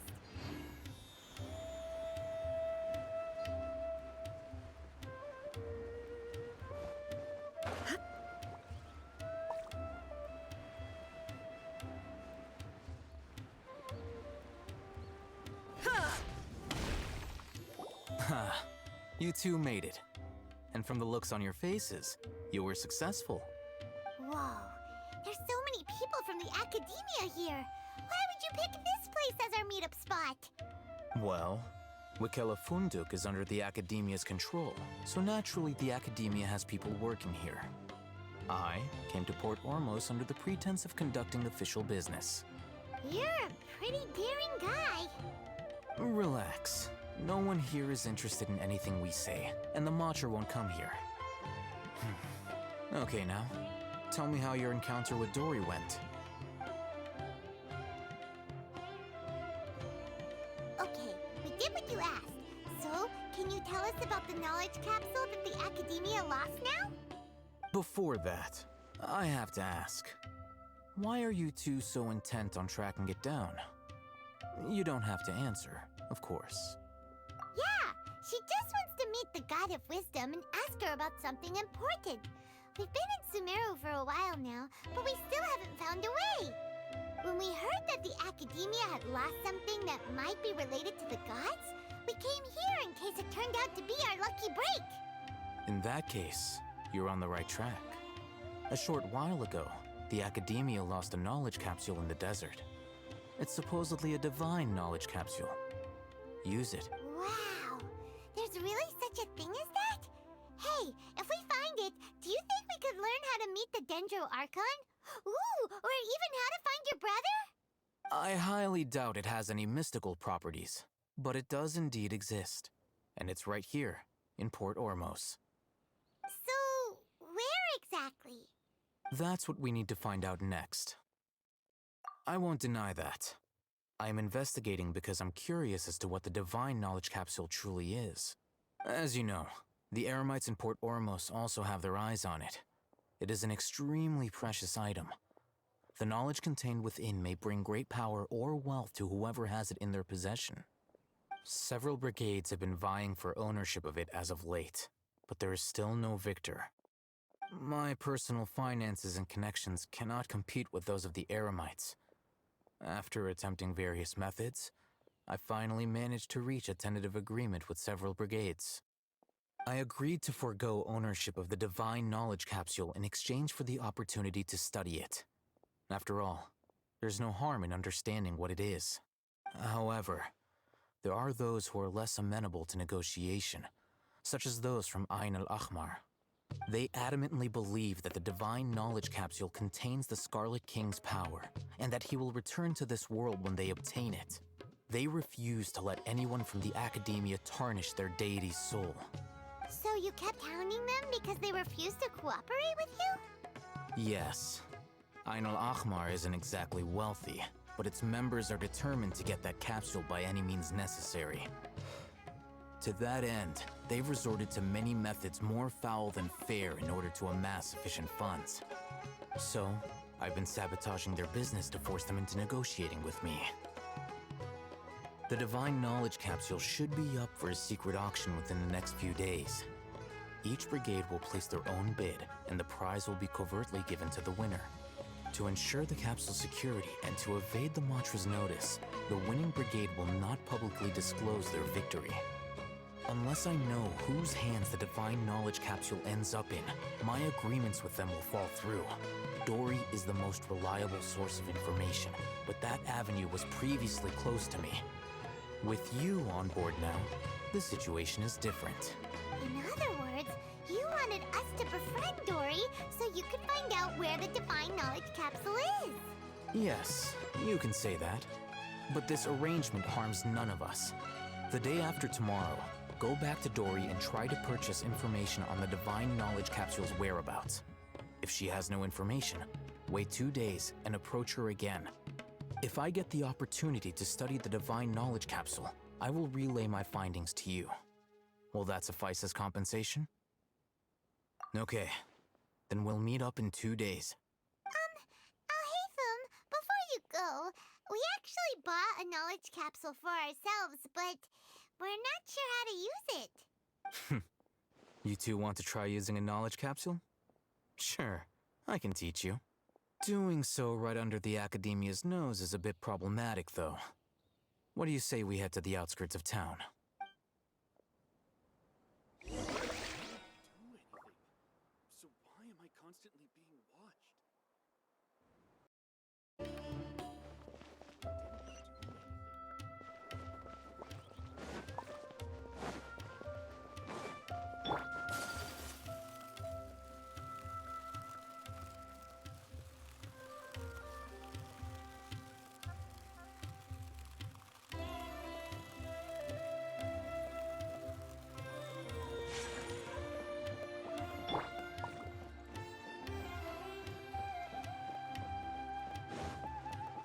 Let's move out.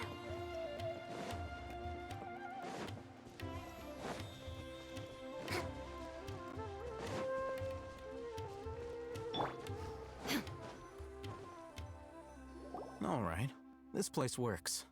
Show me the capsule you purchased. Here. Sword Fighting Techniques 8. Huh. A combat class knowledge capsule. This class is something of a rare find these days, since most have been taken by the Eremites to augment their battle capabilities. Really? Ah, yeah, what a great buy! If you want to determine the efficacy of this capsule, I can evaluate your combat ability. However, effects will likely be minimal if you already possess a high amount of strength. We can conduct a controlled experiment where you fight 2 battles, one before using this knowledge capsule and one after. While you fight, we can use an Akasha terminal to monitor your various physical parameters. There may be variances in your physical strength between the 2 tests, as well as a disparity in your opponent's abilities. But don't worry, I'll run statistical analyses afterward to mitigate any confounding effects. Wow! Alhaitham! You must have been one of those guys at the Academia who got top grades on everything. Paimon's curious about something, though. You definitely weren't one of those students who needed canned knowledge to graduate from the Academia, right? So, why are you risking getting caught by the Matra for this capsule? When you are unable to understand a researcher's actions, most cases can be attributed to curiosity. This is but one theory. Sounds like you're trying to avoid the question. All right, let's begin the test. Just fight as you normally do.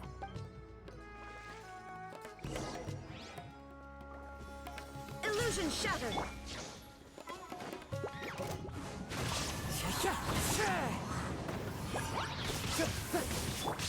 Whirling snow!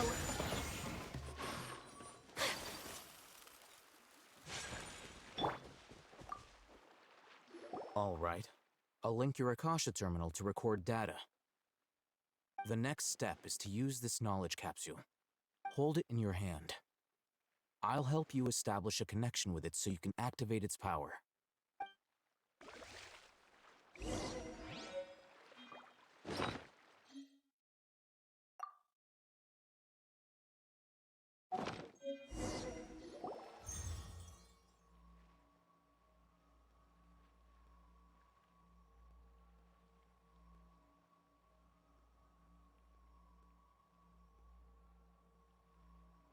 Hey, how are you feeling? You mean that it worked? All right. Time for round 2. Fight with the same composure as before. Shine down. Time to go. The wind knows. My apologies.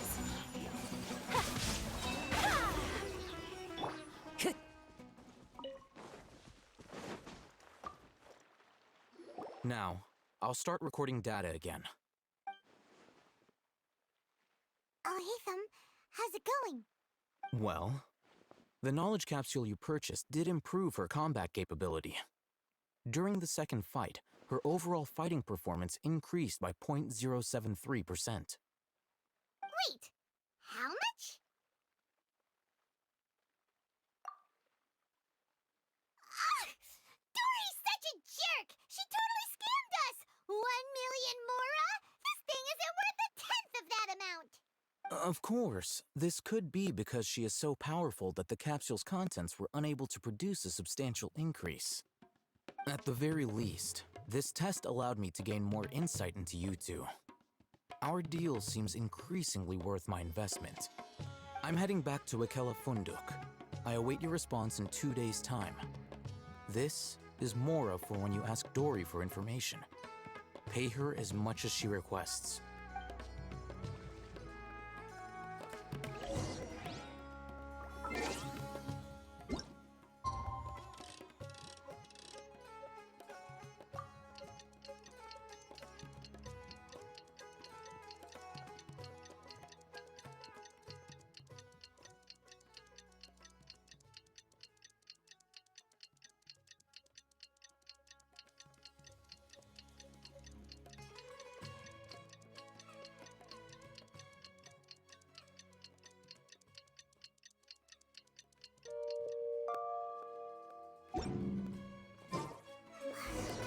Let's see Dory today and ask her about where the Divine Knowledge Capsule is.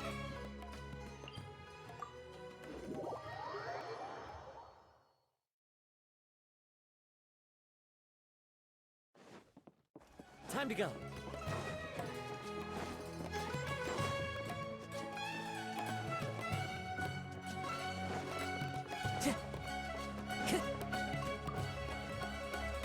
Here, over here! Welcome back, my loyal patrons. What can I do for you this time? You name it. Canned knowledge, supplies, or anything else you need. I'll find a way to get it. Where there's a waterfall of Mora, there's a way. Can you really get us anything we want? Aha! So it appears that canned knowledge alone is no longer sufficient for your opulent appetite. Then please oblige me. Tell me what you have in mind. Oh! I knew customers with pockets as deep as yours would undoubtedly crave something more profound than ordinary canned knowledge. But you know, that kind of information isn't going to be cheap. After all, I had to work really hard to weasel my way into the auction site. Not to mention that if anyone found out that I was the leaker, I would be in big, big trouble. But how can we be sure your information is accurate? Paimon's curious how you just happen to have this kind of info the moment we need it. Because to me, anything of value is what I consider to be my supply. Therefore, I must always be aware of what's hot on the market in order to secure more sales. As for the information's authenticity, well, you've no need to worry about that. I used a camera to take a picture of the transaction. That way, no one can dispute it. It's always a pleasure doing business with such sterling patrons. Now that you've paid in full, here's the scoop. The Divine Knowledge Capsule was purchased yesterday by a certain Misery, the leader of Ain el-Ahmar.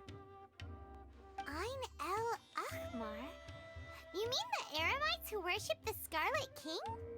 Ah, so you're already familiar with them. The group has done everything in their power to obtain the Divine Knowledge Capsule. After all, they believe it contains the power of the Scarlet King. That Divine Knowledge Capsule is unlike any other canned knowledge I've seen before. It was glowing bright red. The capsule is clearly visible in the picture I took. You can look for yourself. Thanks for the info, Dory. Please, it's my pleasure. It's all thanks to discerning customers such as yourselves that my efforts yesterday were not in vain. Please, don't hesitate to contact me if you ever need anything else in the future. Well, we figured out where the Divine Knowledge Capsule is. It turns out it ended up in the hands of Ain el-Ahmar. Let's head back and talk to Al-Haytham.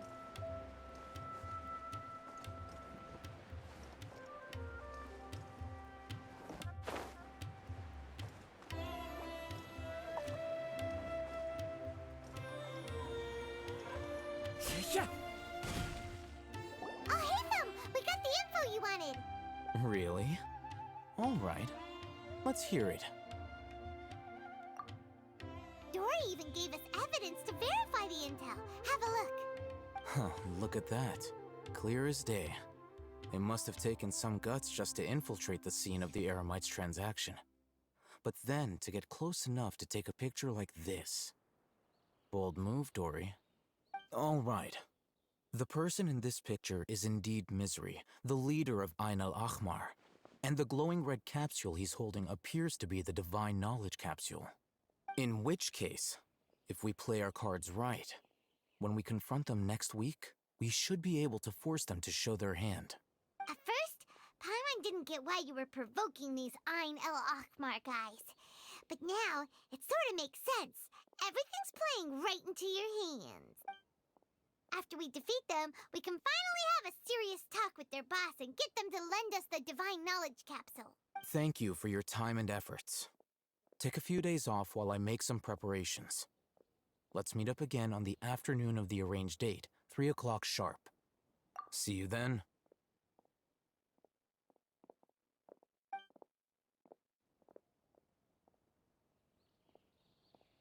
Al-Haytham sure is taking his time. Where could he be? Oh, there he is. Sorry to keep you waiting. Let's head to the pier in front of Pharos Lighthouse. Yep, let's go.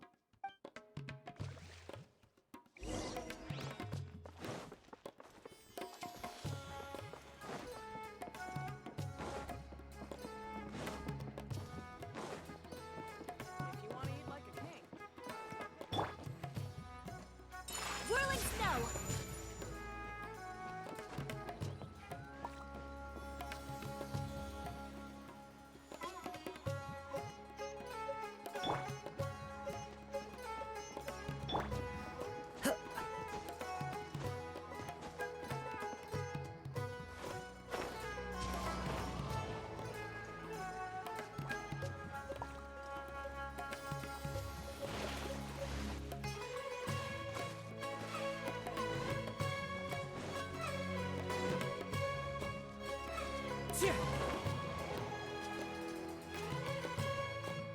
Al-Haytham. I knew you were crazy, but I didn't know you were crazy enough to actually show up.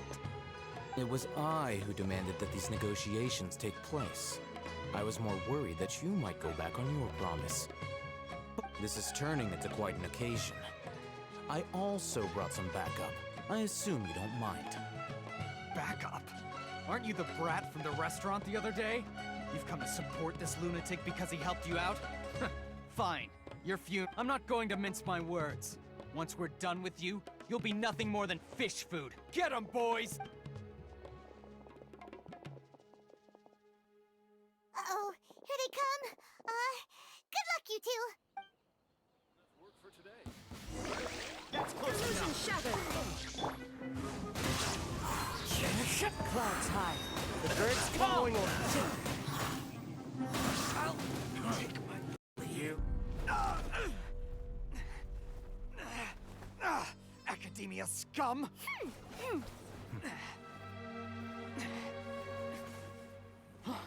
Boss! Finally! Did you use it? Great! Now we can...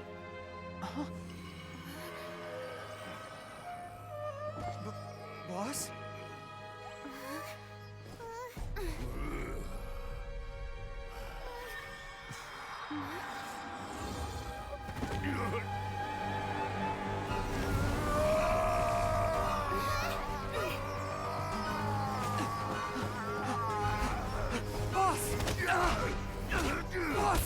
What's wrong? What happened to him? We have to cut his Akasha connection, now.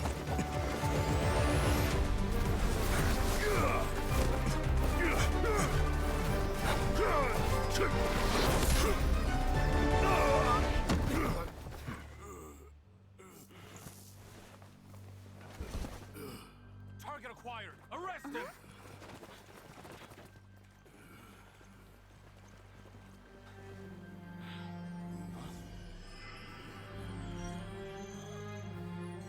Do not impede our work. Is that understood, Al-Haytham? Of course. I was only trying to help. Take him away!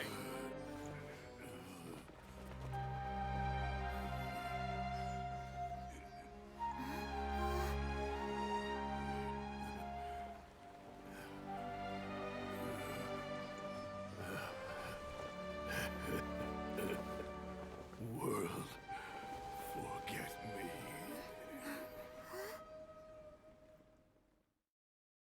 Want this one?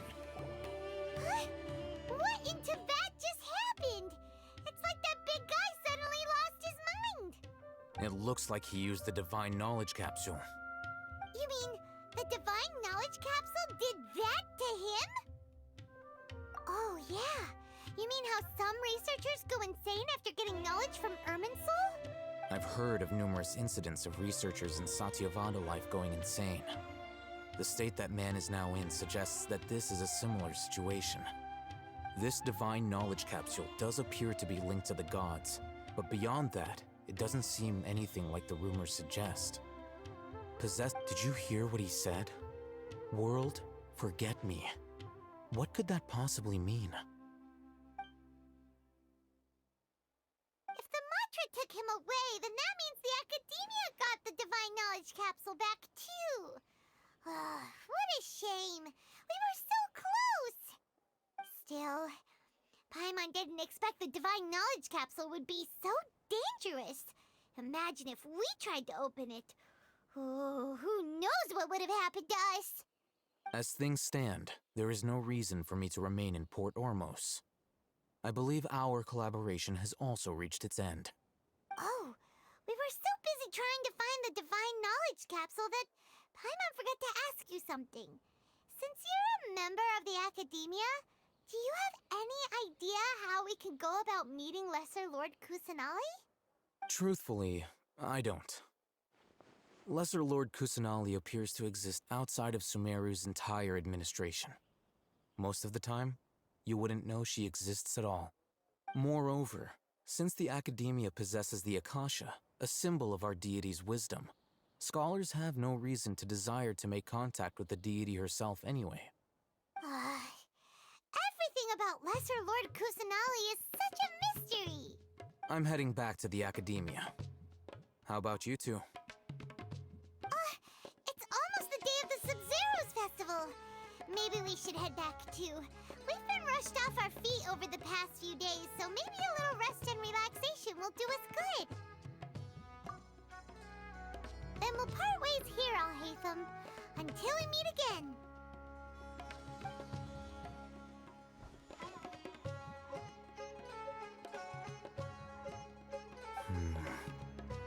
Now, do I deal with this thing first? Or should I produce the report that the higher-ups require?